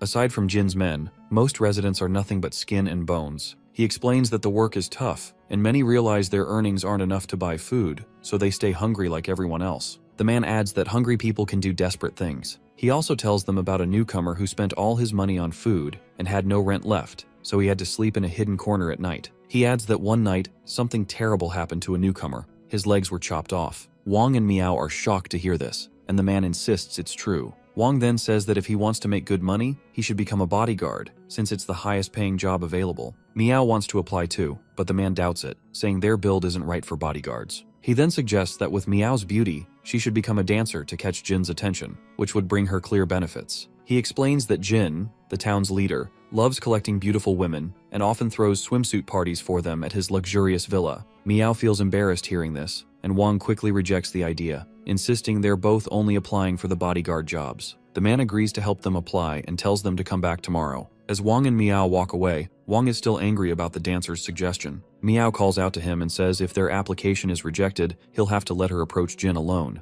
Wang angrily refuses again, saying even he hasn't seen Miao in a swimsuit, so there's no way those guys can. Miao laughs and playfully slaps him. As they talk, a luxury car arrives with several bodyguards. The crowd immediately starts shouting that Jin has arrived and that it's time to eat. People rush toward the car, but the bodyguards raise their guns, ordering everyone to stay back. The car's sunroof opens, and Jin first shows everyone his golden scepter, which has 2 shining gems embedded in it. Wang and Miao are surprised by how valuable the gems look. Seeing Miao's interest in gems, Wang quietly says he'll find a way to get those gems for her and Guan. Jin, a short man, then stands up through the sunroof and announces that it's mealtime again. He asks if everyone has been listening and working hard to earn Jin dollars. He clearly states that only those who work hard will be respected and get to eat their fill. The crowd shows him the money they earned, ready to receive their food. As Wang looks at Jin, he thinks the chubby woman must be infatuated with him because she expected Jin to be tall and handsome. But seeing Jin now, he looks sleazy and rat-like. Wang tells Miao that these people seem even crazier than wanderers. Jin manages to make everyone work for him with just a little food. Miao explains that before the post-apocalyptic world, Jin was a real estate tycoon, and she even arrested him once. She adds that Jin had influence back then but always used underhanded tactics. Just then, Jin orders everyone to line up and hand over their Jin dollars to get food.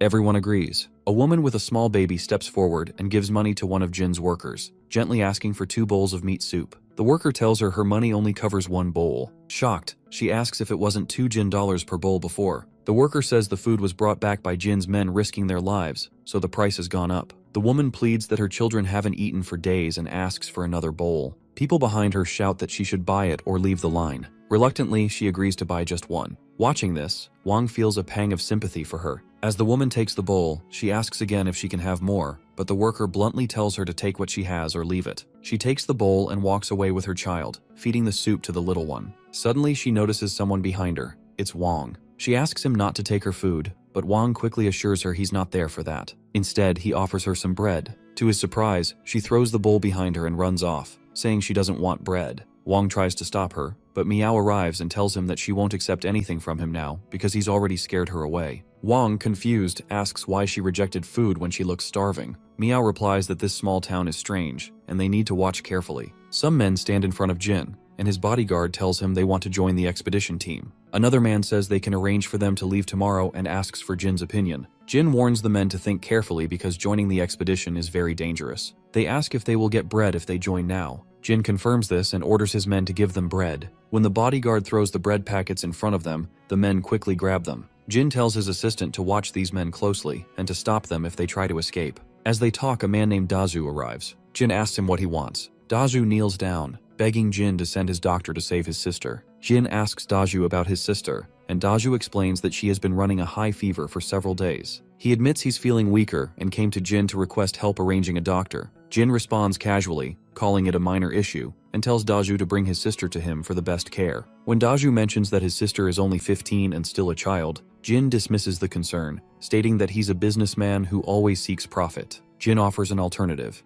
If Dazu isn't willing to trade his sister, he can offer himself instead. Jin adds that if his sister agrees to join the expedition again, he'll have his private doctor treat her. Left with no other choice, Dazu agrees to rejoin the expedition. Satisfied, Jin leaves, while Dazu remains on the ground. Nearby, people whisper among themselves, recalling that the last time Dazu joined the expedition team, it was also to help his sister. They murmur about how dangerous the missions are, life and death situations. They note that Dazu was the only survivor from the previous journey to the northern city, where the highest level wanderers roam. Dazu eventually returns home and gently places a wet cloth on his sister's forehead, trying to ease her fever. Dazu sits by his sister's side and reassures her that a doctor will visit tomorrow. He blames himself for her condition, admitting that he couldn't afford better food, and she must have eaten something bad, causing her fever. His sister softly pleads with him not to leave the city again, saying it's too dangerous. Dazu lies, telling her he isn't going out of the city and has only agreed to work as Jin's bodyguard. Just then, a sudden rapid knock echoes through the room. The force of the knock causes the door to break open. Standing in the doorway are two strangers, Wang and Miao. Wang quickly apologizes for the damage. Dazu, alarmed, sternly demands to know who they are and why they've come. Wang calmly explains that he heard Dazu needed medicine. He adds that they are travelers from another city and happen to have some medicine with them. Miao notices the little girl on the bed and quickly realizes she must be Dazu's sister, burning with a high fever. As Miao steps closer, Dazu moves between them, blocking her path. He firmly orders her to stay away from his sister. Miao, unfazed, points out that the girl is burning up and bluntly asks if Dazu wants to save her or not. Dazu hesitates before asking if they're truly here to help his sister. Wang steps in, explaining that while they do need Dazu's help with something, saving his sister is the priority. Reluctantly, Dazu agrees to let them assist. Miao examines the girl closely and concludes her fever must be over 40 degrees. She turns to Dazu and asks if he's tried any physical cooling methods to bring down the fever. Miao quickly instructs Wang to fetch some fever medicine and tells Dazu to bring a basin of water. Both comply without hesitation.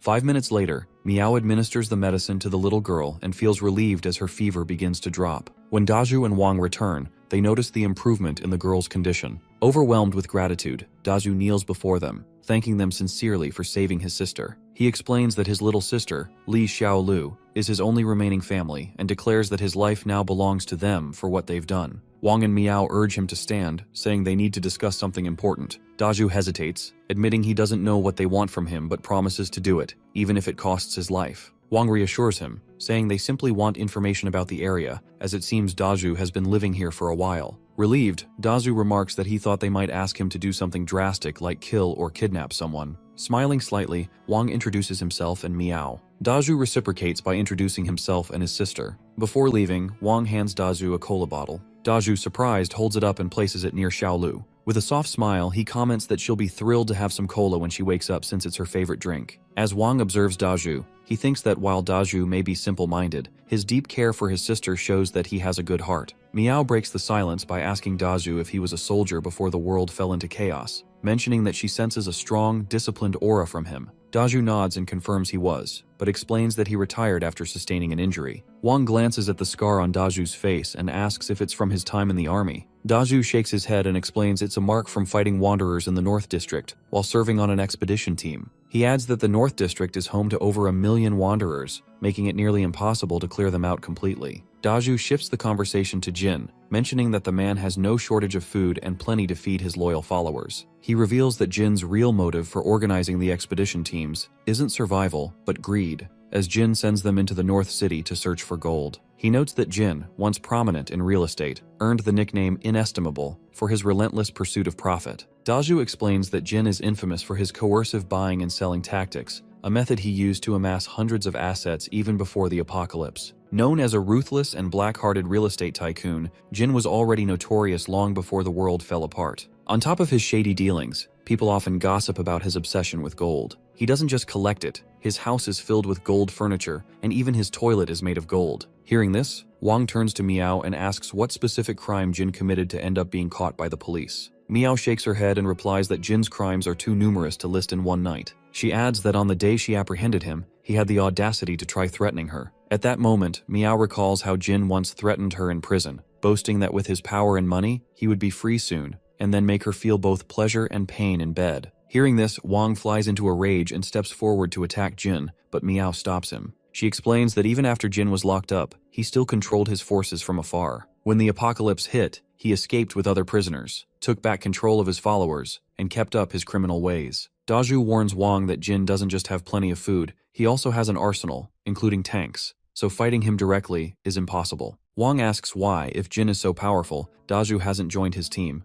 which would also guarantee his sister's safety. Dazhu shakes his head and asks if Wang knows what most people in the city eat, aside from Jin and his men. Wang guesses it's probably some kind of meat soup, maybe made from rats. Dazhu says rat meat would be tolerable, but it's actually worse than that. He explains that to eat here, people need Jin's money, Jin dollars. Every day, many can't afford food because they have no work. Jin takes advantage of this by offering them a deal. Join the expedition team, go on one mission, and they'll get some expired bread from his warehouse as a reward. Dazhu continues, explaining that the people without skills or training can't possibly fight against the Wanderers. At first, he didn't understand why Jin included them in the expedition team. It wasn't until last month, when he was starving and had no choice but to join, that the truth became clear. The only reason these unskilled individuals are brought along is to act as bait, to lure out the Monarch Wanderers. He explains that Monarch Wanderers are bloodthirsty and far more dangerous than regular Wanderers. When a group of helpless people gathers, the Monarch Wanderers are naturally drawn to them, allowing the rest of the team to search for gold while the bait takes the brunt of the danger. Seeing Wang and Miao's confused expressions, Dazhu elaborates. Monarch Wanderers are massive, several times larger than normal Wanderers. They possess incredible speed and destructive power. Dazhu shares that, as a former Special Forces soldier, his skills and self-preservation instincts are better than most. But even he felt helpless and furious when he realized he was being used as bait. He recounts his own terrifying experience. Just when he thought he had escaped a Monarch Wanderer, reality struck hard. The creature caught up to him in an instant. Unlike regular Wanderers, Monarchs don't just eat their prey, they seem to take pleasure in torturing humans. Dazhu says the scar on his face was caused by a Monarch Wanderer. After it scratched him, the creature left. Since then, Jin believes Dazhu scared the Monarch away, which is why he's been eager to have him rejoin the expedition team. Wang asks his system for information about the Monarch Wanderer, but the system replies that there's currently no data available. It suggests an upgrade might reveal more. Miao then asks Dazhu what Jin has been feeding the town's residents. Dazhu grimly explains that those killed by the Monarch Wanderers aren't wasted. They're brought back to the city, mixed with some Wanderer meat, cooked into soup, and given to the people. Wang and Miao are shocked by this. Dazhu adds that he had hoped that by joining Jin's team, he wouldn't have to eat human meat anymore. But he couldn't bring himself to accept it, and he definitely won't let his sister eat human or Wanderer meat. Dazhu explains that he has been surviving by catching mice in the city or gathering wild vegetables outside, which led to his little sister getting sick. Wang assures him that he shouldn't blame himself, as making choices in such dire circumstances is never easy. Wang then tells Miao he'll take out some rice and asks her to cook rice porridge, so Dazhu's sister can have something to eat when she wakes up. Dazhu is astonished that Wang still has rice. Wang replies with a smile, saying he has more than just rice. He has a variety of food. He even pulls out some sugar and hands it to Miao, further surprising Dazhu. Wang then asks if Dazhu would help them take down Jin if they can provide clean food for his sister. Dazhu agrees without hesitation. Wang nods and explains that they first need to handle other matters to ensure there are no distractions. He emphasizes the importance of getting Dazhu's sister to a safe place, and instructs him to follow a specific route where his companions will be waiting to take care of her. Without wasting time, Dazhu gently carries his sister on his back and leaves the town. As he approaches the main gate, the guards ask if he's heading out again to gather wild vegetables with his sister. Dazhu confirms, keeping his expression neutral. Satisfied, the guards open the gate and let him through. Dazhu walks away, and after some time, he reaches a spot marked by a fast food clown statue. Suddenly, Guan appears and orders him not to move, warning that she will shoot if he does. She looks confused when she sees the girl on his back wearing Wang's clothes. Dazhu explains that Wang sent him and, showing her the phone, says she'll understand now. Guan reads Wang's message, which says that Guan should follow all instructions for now, first, to bring Dazhu's sister to the base where their companions are waiting, and then return to town with Dazhu. After reading, Guan agrees to cooperate. They head together to the place where Chengping and the others are. A girl there takes care of Xiaolu and reassures Dazhu that his sister is getting better. Dazhu feels relieved. Meanwhile, when Chengping asks if Dazhu can be trusted, Guan confirms that Wang's message said Dazhu is reliable. After that, Guan climbs onto Dazhu's back, and they head back into town. Guan feels happy to see Wang again. Miao remarks that she didn't expect the defenses here to be so weak. They got in quite easily. Wang says that now Guan is inside, they need to plan how to take on Jin. Dazhu adds that Jin lives on the top floor of the building, and the armory is also there. The security in that building is the tightest. making it nearly impossible for outsiders to get in. He explains that just like at the entrance, a team of more than 20 people patrols constantly, always watching for intruders. Even if someone manages to get inside, every floor has guarded entrances. Hearing this, Wang says Daju knows the situation so well because he used to be part of the expedition team. He tells Daju to take him along tomorrow so they can join the team together and then figure out how to sneak into the building. Daju warns it won't be easy. Once people join, the team holds them at gunpoint to stop anyone from backing out, and they're taken to the North City. Wang replies that once they're out of the city, they'll find a way to take everyone down. Daju points out that this will be even harder since the expedition team has over a dozen armed mercenaries. Wang then uses his system to hand Daju a bag and asks if they can handle things with these. When Daju looks inside, he's surprised to see many guns. He asks where Wang got them. Wang explains they teamed up in the last city to take down the largest local gang and took these weapons from them. He adds that he has plenty more weapons and plans to distribute them to other expedition team members when they get the chance, so no one is left unarmed. Hearing this, Daju says that with these weapons, they really have a chance to take down Jin. Wang agrees but reminds him that even with the guns, they need to stay flexible. Then Wang admits he's worried about Guan and Miao, hoping they won't get into trouble. Just then, Guan and Miao appear, having changed their clothes. When Wang and Daju see them, they're both surprised as they're dressed in dancer uniforms. Wang quickly warns that the outfits are too risky and says they need to change immediately. The next day, Wang and Daju join the expedition team. A man named Captain Lee stands in front of everyone and announces that from now on, every move will be under his command. He warns that anyone who disobeys or falls behind will be shot without mercy. As the captain talks, he notices a man not paying attention and angrily slaps him. Daju steps in between and tells the captain that many of them don't even have enough to eat, so they can't be as energetic. The captain says he respects Daju, but that doesn't mean he can challenge his authority. Daju steps forward, ready to respond, but Wang quickly stops him. Apologizing to the captain, Wang quietly tells Daju they can't start a fight now. They need to get out of the city first. The captain then asks Wang if he's new here. Wang confirms, and the captain looks puzzled that a newcomer wants to join the expedition team so willingly. The captain notices Wang's bag and asks if he plans to loot items during the mission. When he checks, he's surprised to find it empty. Annoyed, he slaps Wang and warns him not to try stealing. Then he orders his men to move out. As they start moving, Daju asks Wang what happened to all the stuff that was in his bag this morning. Wang just smiles and says it's a secret. Watching from above, Jin asks his assistant Zhang if his and the captain's plan will really work. Zhang assures him it will. He explains that last time they failed because they didn't know it was Monarch Wanderer territory. But this time, the cannon fodder, meaning the expedition team, will lure the Monarch Wanderers away, allowing Captain Lee to move the gold from the vault. Jin feels pleased and says he can finally achieve his long-time dream, a solid gold statue of himself in the city. He also tells Zhang to find new girls for him, as he's bored with the ones he already has in his room. Meanwhile, in the town, everyone is stunned by the beauty of Guan and Miao, who are dressed elegantly. They both head to the man who often offers jobs to the townspeople. Wang and Daju walk through the city, and Wang notices that the farther they go, the more run-down the streets look. Daju explains that it's normal.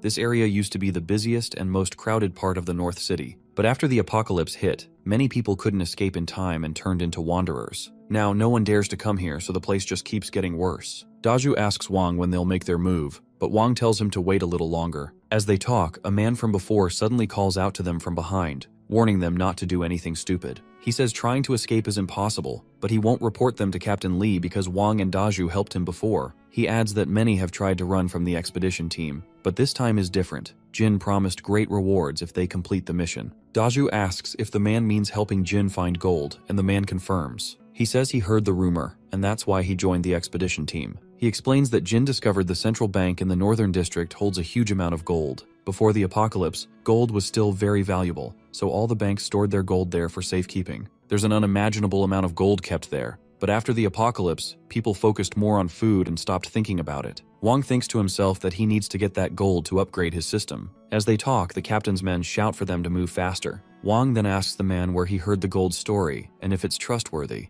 The man confirms it is. The man adds that he traded half a loaf of bread he got from joining the expedition team with one of Jin's close aides to get this information. Wang asks what kind of reward Jin is offering and if it's really worth risking his life and trading bread for this intel. He jokes that he doesn't suppose the man wants the gold either. The man confirms he has no use for gold, but says this time the reward is meat. Wang says that if the intel is true, he'll make sure the man gets his share too. Then Daju asks Wang what they'll do if they run into a monarch wanderer along the way. Wang tells him their priority is to get the gold first, and Daju agrees. Led by Jin's men, the team slowly moves through the northern district. Even though it's daytime, their large formation still attracts several wanderer attacks. To avoid revealing who they really are, Dazu and Wang use the crude weapons they were given to fight off the wanderers. The other cannon fodder are terrified and don't even dare to pick up their weapons. Jin's men just stand back, probably worried that gunfire will attract more wanderers. Knowing them, they won't waste bullets unless it's absolutely necessary. After a tough journey, they finally reach the area near the central bank in the northern district. But there are many wanderers nearby, so no one dares to approach the back directly.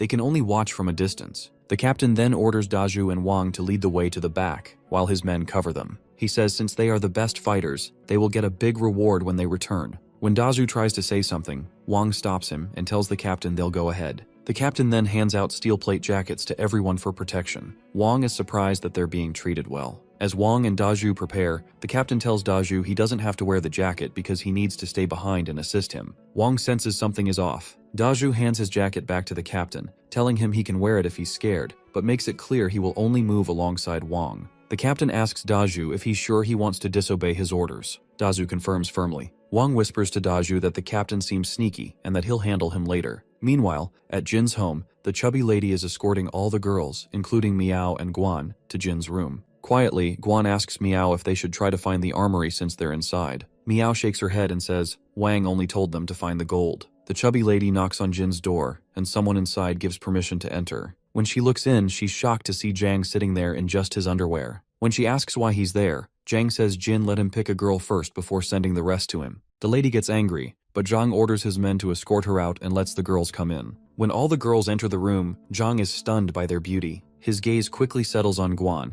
and he thinks she's top-tier quality. He orders everyone to leave except Guan. Miao feels worried, thinking their plan might be ruined, and asks if they're not supposed to attend Jin's party. Zhang snaps angrily, saying he wants to experience a first love with Guan and doesn't want to deal with Miao, who looks like a tomboy. Miao gets angry, but Guan reassures her she'll handle the situation and protect herself. Once the others leave, it's just Zhang and Guan in the room. Zhang says they have to get started, but then notices Guan moving closer. She picks up a knife from the table and says they need to play something thrilling. Meanwhile, at the central bank, Wang, Daju, and a few others watch the area. Wang asks Daju if he smells something too. The farther they go, the stronger the stench. He points out that severed limbs lie everywhere, meaning wanderers must be hiding nearby. As they talk, Daju suddenly points out a last door ahead. Wang asks for his help to open it. While they work, the others whisper about reporting to the captain since they've only just found the spot. But another man stops them, saying if they leave now, Daju and Wang will get all the credit. So, everyone pitches in to help open the door. The noise suddenly awakens a powerful presence nearby. Meanwhile, Captain Lee sits in his jeep. One of his men asks if he wants to save Daju's life by trying to stop him from going in. The captain confirms this. The man mentions a rumor that Daju can fend off monarch wanderers, but says he doubts anyone is stronger than the captain himself. He also notes that the other young man seems skilled. The captain replies that the kid is sneaky, but they need a few clever ones inside to lure out the monarch wanderers. The door opens, but behind it stands a large locker door. Daju looks confused, wondering how they can open it. The others feel discouraged too. Then Wang says he has a way. He uses his system ability and pulls a rocket launcher out of his bag. Everyone is shocked and asks where he got it. Wang smiles and says this is just a small part of his stash. He shows them other guns and tells them it's hard to explain now, but his true strength is much greater than they see. He says if they're willing to fight Jin with him, he's confident he can lead them to overthrow Jin's rule. The others say they don't want to take that risk. They just want to help Jin get the gold so they can live comfortably when they return. Wang calls them cowards and tells Daju to explain everything he saw before joining the expedition team. Daju begins to describe the harsh conditions he witnessed. After hearing this, the others start vomiting, realizing they've been working like slaves for Jin all day, and in the end, Jin feeds on humans and wanderers. They grab the guns and prepare to team up with Wang to fight Jin. Wang aims the rocket launcher at the locker door and warns everyone to step back. He says he will blow the door open, but warns that when Captain Lee's men hear the explosion, they'll come rushing in and pick them off one by one. Wang fires, and a huge explosion rocks the door. The loud blast reaches the captain, who is shocked. As the dust settles, Wang sees the door is still shut. He thinks no wonder all the city's gold was stored here after the apocalypse. The security is on another level. Wang tells the men to stay alert since their noise will attract Captain Lee's men soon. Suddenly, Daju points out that Wang's trick is working. The door is slowly starting to open on its own. When the door finally opens, one of the guys tells Wang to go check inside, but Wang warns them to watch what's coming out of the vault first. Suddenly, a wanderer steps out, shocking everyone. Wang raises his weapon, ready to strike with his powerful warrior's attack, but just then, a huge hand grabs the wanderer from behind and drags it back inside. Wang is confused and asks Daju what's going on. Daju recognizes the hand. It belongs to a monarch wanderer. Wang thought monarch wanderers were just faster, stronger wanderers, but now he realizes they're complete monsters. He also remembers Daju saying that monarch wanderers don't eat people, which means the first wanderer wasn't attacking them, it was trying to escape. Daju says it looks like they'll have to fight the monarch wanderer on their own. But when he looks for Wang, he's gone, running away and telling Daju to escape too. Outside, the captain orders his men not to let anyone escape from inside until the monarch wanderer is captured. Everyone agrees. As Wang and the others near the entrance, Wang suddenly looks back and sees the monarch wanderer closing in. He's shocked by how much bigger and faster the monster is. Wang knows the guards at the door won't let them pass easily, but since the monster is chasing them here, they might have a chance if they fight. Wang stops and activates his mighty warrior's palm. He leaps toward the monster, shouting that he'll kill anyone who stands between him and the gold. But as he gets close, the monster swings its huge hand and slashes Wang across the chest. Seeing this, Daju steps forward to help Wang, but the monster throws him aside and keeps moving forward. Meanwhile, as the others try to escape, Captain Li and his men fire shots at the ground and order them to stop immediately. Lai warns that if anyone takes another step, he will shoot them dead. The group tries to explain there's no time. They have to retreat because the monarch wanderer is chasing them. But Li refuses to listen and asks why they're holding guns. Realizing they all have guns, the group starts shooting at Li and his men, forcing them to take cover. One of Li's men suggests using Molotov cocktails to finish them off, but Li refuses, saying if they use the Molotovs now, they won't have any left for the monarch wanderers. At this moment, the others realize Wang and Daju are still inside. Suddenly, the monarch wanderer steps out of the building. One of the men wonders if the monster has already killed them. Lai watches and thinks the monster is finally out. He decides to let this group of cannon fodder keep distracting the beast. The men raise their guns and start shooting, but to their shock, the bullets have no effect. The monster leaps at them and kills several men instantly. Terrified, the rest scatter and run for their lives. At this moment, a guy from Li's team throws a bottle bomb at one of the men wearing a safety jacket. The man is instantly covered in flames as the bomb explodes, and the blast even shakes the nearby monster. Li quickly orders his men to throw more bombs at everyone wearing those jackets. Meanwhile, Wang lies inside the building, completely stunned.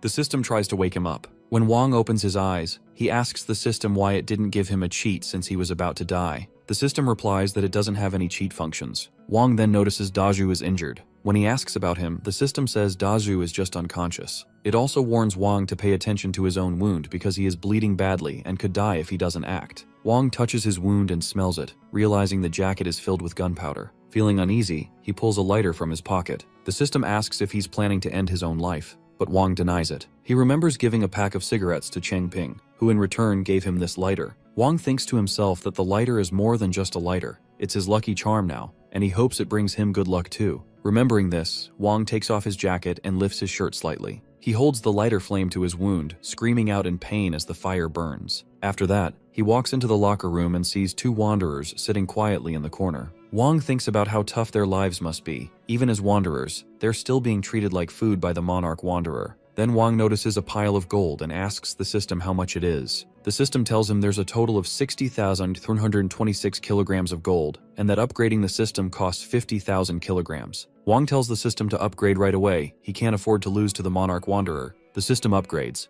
expanding the shop area to 150 square meters and unlocking the beginner shop feature. When Wang opens the beginner shop, he sees only question marks and angrily asks the system if this is all the upgrade did. The system explains that every time he levels up, he will unlock 4 new shop items. Wang is still frustrated. He hates having to level up just to get more items. Wang bends over in pain, and the system tells him not to be discouraged. There's a surprise waiting for him at the end of the shop list. When Wang checks, he feels frustrated that each lottery costs 100 kilograms of gold. He looks at the items he can buy. First, an ammo pack. Second, a divine seed that helps with recovery. Third, a beginner experience pack. And fourth, a random attribute book. Wang thinks the divine seeds are the most important for his health. He also considers buying the experience packs to improve his mighty warrior's palm skill, which would help him fight the monarch wanderer. But right now, even getting close to that fight seems impossible. Suddenly, he remembers he has a skill called Reed Crossing the River, and realizes he can buy items to boost that skill's experience too. Wang tells the system he wants to buy all the divine seeds and experience packs. After buying them, he eats one divine seed. Immediately, a green light surrounds his body, surprising the two wanderers watching him. Meanwhile, the monarch wanderer is killing Li's men one by one. Li watches and comments on how quickly the monster has wiped out his team. Determined, he says today he will take the monster down to prove himself. Since guns and explosives don't work on the beast, Li decides to fight hand to hand. He throws his gun aside and pulls out a saw. When the monster throws a dead human body at him, Lee easily cuts it in half. As the monster prepares to punch him, Lee suddenly slashes the monster's hand and dodges the attack, but the monster quickly counters with a powerful punch to Lee's face, sending him stumbling backward. Just as the monster moves in for another attack, Dazu arrives and grabs the monster's arm with chains. Lee looks at Dazu and asks if he still wants to save him. Dazu refuses, saying that after they defeat the Monarch Wanderer, only he and Lee will face each other. Lee nods in agreement. Together, they focus on defeating the monster first, and Lee leaps forward to attack. Meanwhile, the man with Wang lies on the ground but still wants to reach the vault. He thinks sadly that ever since the apocalypse, he's been living like neither a human nor a ghost. This rare chance to change everything, he has to make it count. He reflects on his life and realizes he hasn't really accomplished anything. After graduating, he used drawing comics as an excuse to stay at home, spending his days playing video games and gossiping, wasting time until he became a 40-year-old parasite. He thought his life would stay like that forever. But then the apocalypse happened. When he asked his dad for money, his father suddenly attacked him. Just in time, his mother stepped in, blocking the attack. She told him to run and take care of his life. As he's lost in thought, Wang suddenly appears in front of the man. The man's face lights up, relieved to see Wang alive. He asks if there really is a vault Jin wants. If not, he says, he would have wasted his chance for nothing. Wang confirms there's over 60,000 kilograms of gold inside. The man feels a surge of hope and says he's finally accomplished something. He lets go of Wang's hand and walks away, leaving his old life behind. Watching him leave, Wang thinks about how, even now, the man still cares about helping Jin find gold, just for the scraps he gave up. Wang admits he never even knew the man's name. When survival is uncertain, dignity and ambition seem like jokes. He silently vows that he will take down Jin. Meanwhile, the monster keeps beating Dazu. As it raises its hand to strike again, Lee slashes the monster's arm. The monster reacts with a powerful punch to Lee's stomach, knocking him back. Just as the monster prepares to attack again, Dazu leaps forward with an iron rod and drives it deep into the monster's arm.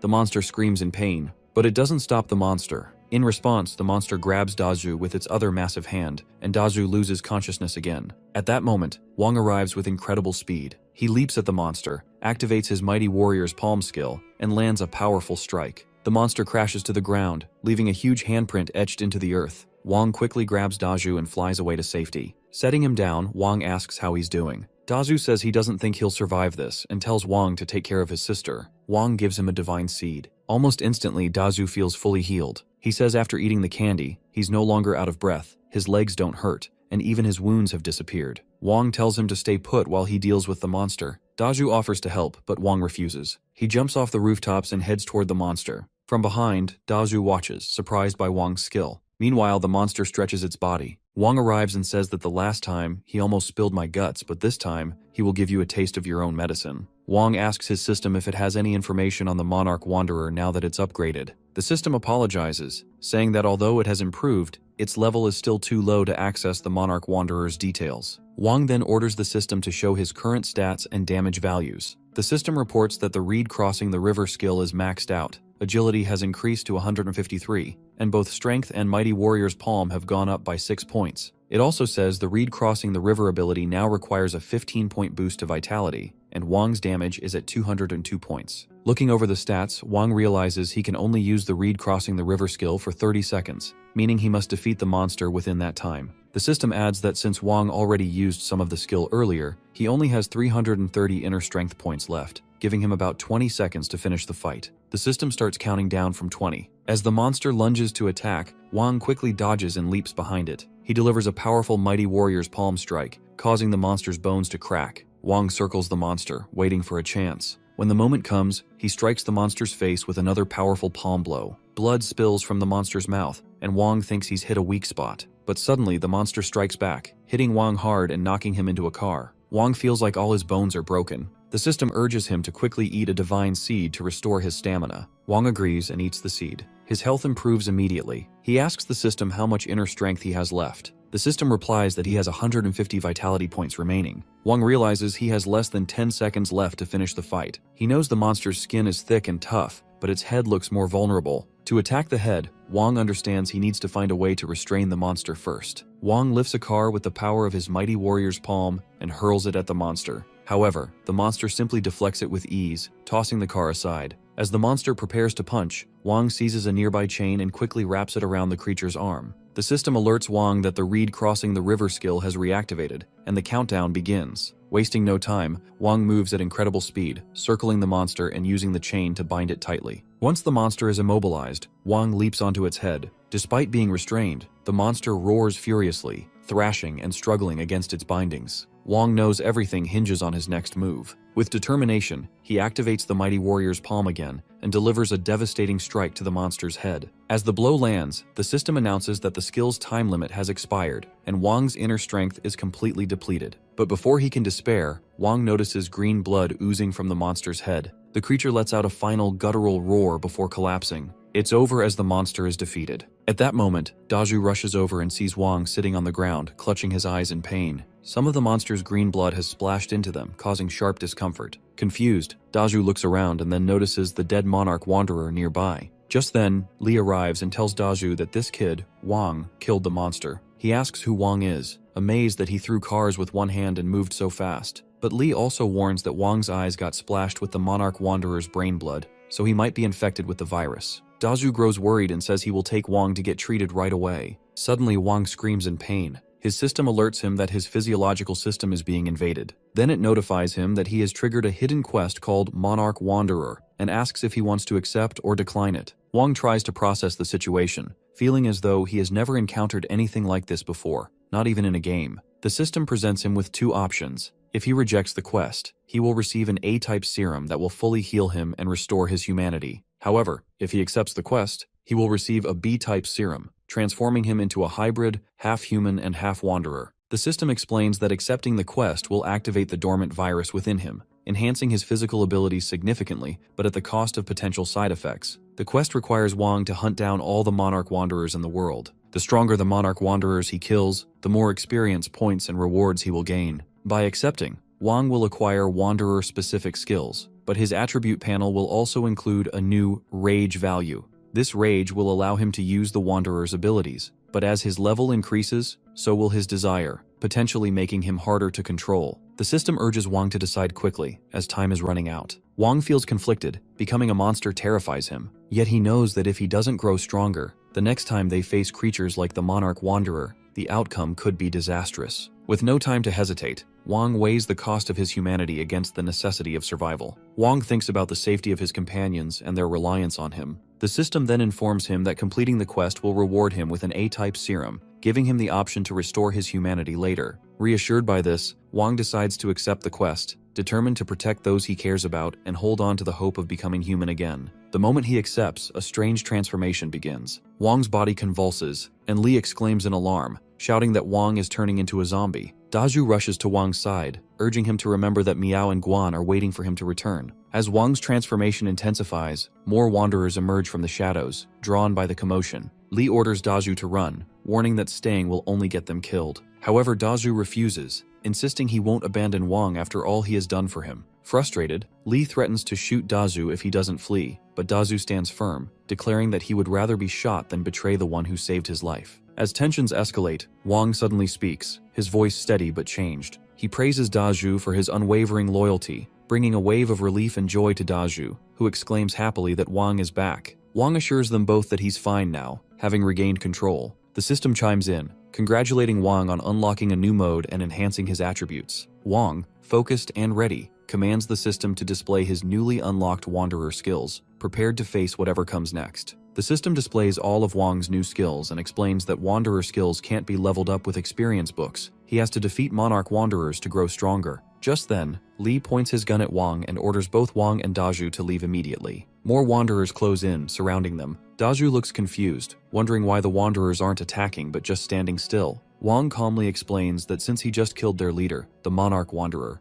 they're afraid of him now. In their eyes, Wang has become the new monarch wanderer. Daju tells Wang to snap out of it, thinking he must be joking. But Wang insists he's serious. To prove it, he activates his wanderer brain signal skill, and the surrounding wanderers step closer to him. Daju prepares to fight, but Wang simply orders the wanderers to kneel before him. Without hesitation, they obey. Then Wang commands them to remove their vests and spread the gunpowder on themselves and on the fallen monarch wanderer's body. Two wanderers start carrying out the orders, leaving Daju stunned. Meanwhile, Li feels uneasy seeing that Wang has killed the monarch wanderer and now controls the other wanderers. Wang shifts the conversation and tells Li that he and his team are worse than the monarch wanderer, They treat people like slaves and cannon fodder, using them as nothing more than food. That makes them even more disgusting. Angry, Lee fires his gun at Wang, but the bullet has no effect. It simply falls away after touching Wang's skin. The virus inside Wang immediately hardens his skin the moment the bullet makes contact, protecting him completely. Seeing this, Lee says Wang has become just like the Monarch Wanderer. As Lee tries to kill himself out of despair, Wang suddenly strikes him, grabs the gun from his hand, and says he won't let Lee die so easily. Wang tells him that after he's dealt with the others, he'll make Lee experience the pain and hopelessness they all suffered. The two wanderers carefully spread the gunpowder over the Monarch Wanderer's body. Wang sets it ablaze, flames consuming the massive creature. Watching this, Daju remarks that he understands why Wang wants to burn the bodies, to stop other wanderers from consuming them, but asks why Wang is also destroying the Monarch Wanderer's remains. Wang explains that he has two reasons. First, if other wanderers eat the body, they will grow stronger. Second, Wang now has the ability to access the Monarch Wanderer's memories, and through those memories, he felt the creature's despair. He reveals that the Monarch Wanderer was once a human, a pitiable man who used to be the boxing champion of the city, a victor of many gold belts. He had a loving family, a life filled with triumphs, but everything was destroyed when the apocalypse arrived. One fateful day, when he returned home with food, he was horrified to find wanderers devouring his family. Hearing the story, Daju's eyes fill with tears. The tragic tale reminds him of his own parents, and he comments with a trembling voice that if not for his sister, he might have become a Monarch Wanderer himself. As they share this somber moment, Lee's voice breaks through, calling out to them and pleading to be taken along. Wang and Daju, however, pay him no attention and continue on their way. Left behind, Lee is set upon by the two ordinary wanderers, who attack and kill him without hesitation. Meanwhile, Wang and Daju climb into the jeep. As the vehicle roars to life, Wang remarks that they are heading back to the city to stick to the plan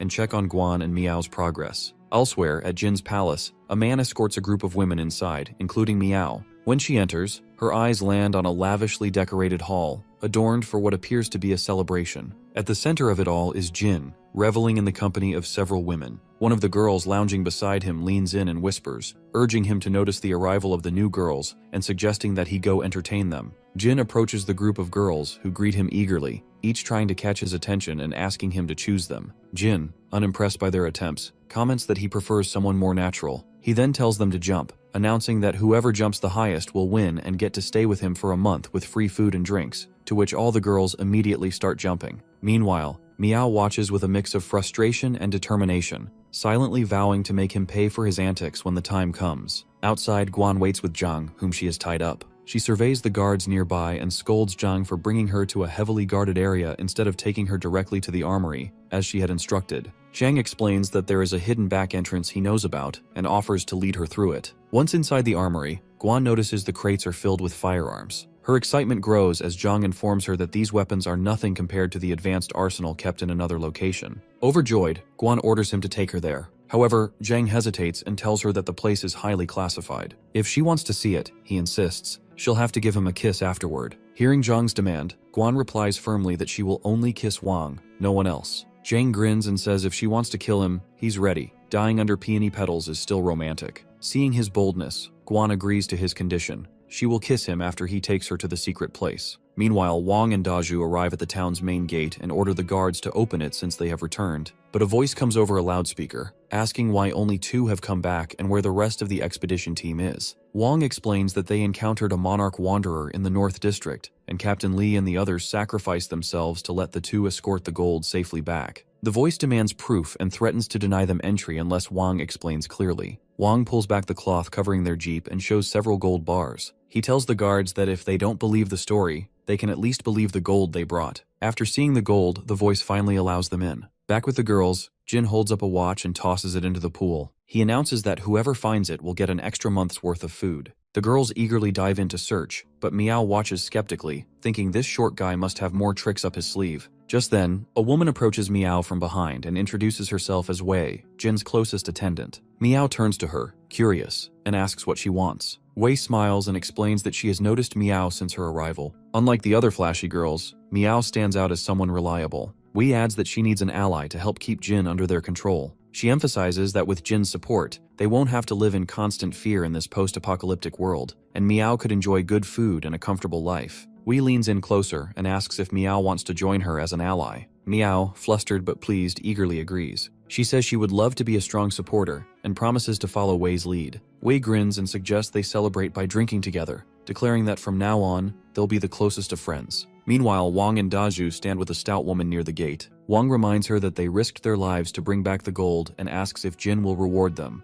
Instead of answering, the woman gestures to the guards, who suddenly raise their guns, aiming at Wang and Dazhu. Shocked, Wang demands to know if they're trying to steal the credit for the gold. The woman cuts him off sharply, accusing him of pretending. She coldly states that Jin already knows his true identity. The woman smirks and reveals that Jin recognized Wang and Meow from the moment they first entered the city. She adds that Jin immediately identified Meow as the same girl who once arrested him. Wang is stunned by this revelation, and the woman presses him further, accusing him of coming to the city to target Jin and cause trouble. Before Wang can respond, a bodyguard strikes him on the head with the butt of a rifle, knocking him unconscious. When he regains consciousness, he finds himself in a dimly lit secret location. As he sits in the corner, groggy and disoriented, he starts to worry about Guan and Meow. He realizes with growing concern that Meow is still unaware Jin has already recognized her, making the situation even more precarious. The bodyguards, now standing at a distance, exchange glances and mutter that Wei will handle the matter from here. With that, they step back, leaving Wang to ponder his next move. Two men wearing jackets enter the room and drag Wang inside. They sit him on a chair and bind his hands and feet tightly. Although Wang is awake, he pretends to be unconscious, trying to figure out why they've tied him up.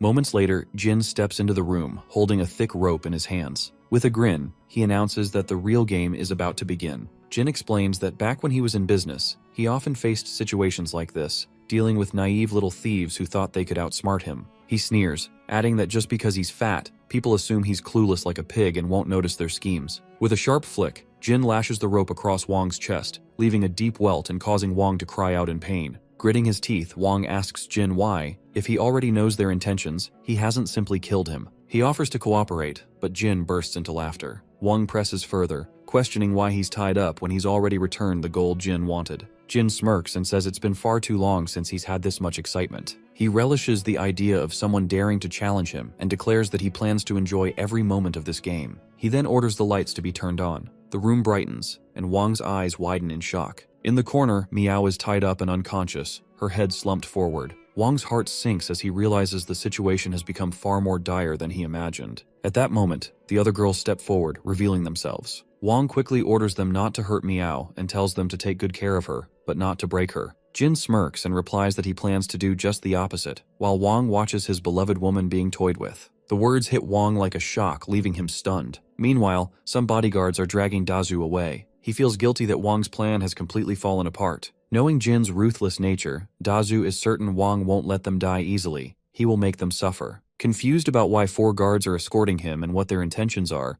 Dazhu can only worry about his little sister. As he's lost in these thoughts, the wall suddenly bursts open. A tank crashes through and Zhang, tied to its side, is shouting for help. Seeing the chaos, the men start running back, leaving Zhang behind. Zhang shouts, asking why they're abandoning him. Suddenly, Dazhu hears Guan's voice. Guan emerges from the tank and asks where Wang is. Dazhu quickly explains that they were tricked. Wang was captured by Jin, and now they have to go rescue him. Meanwhile, the girls prepare to give Meow an injection. Wang urgently orders them not to do it without his permission, and insists they come to him if there's a problem. He thinks about how he used all his inner strength fighting the Monarch Wanderer, and now can't even use his mighty warrior's palm to break free. Jin steps forward and ties Wang's mouth shut, warning him to focus on his own situation. He explains that before the apocalypse, even with plenty of money, he never pushed things too far, just enough for the thrill. But now, in this post-apocalyptic world, he can toy with others however he wants, and he loves it. Jin boasts that Wang is his 18th male captive and promises to take good care of him in the coming days. Then Jin bites Wang's ear. Furious, Wang mentally vows to make Jin pay. At the same time, Wei injects Meow in the neck, and another girl watches Meow's face, remarking how quickly the drug is working.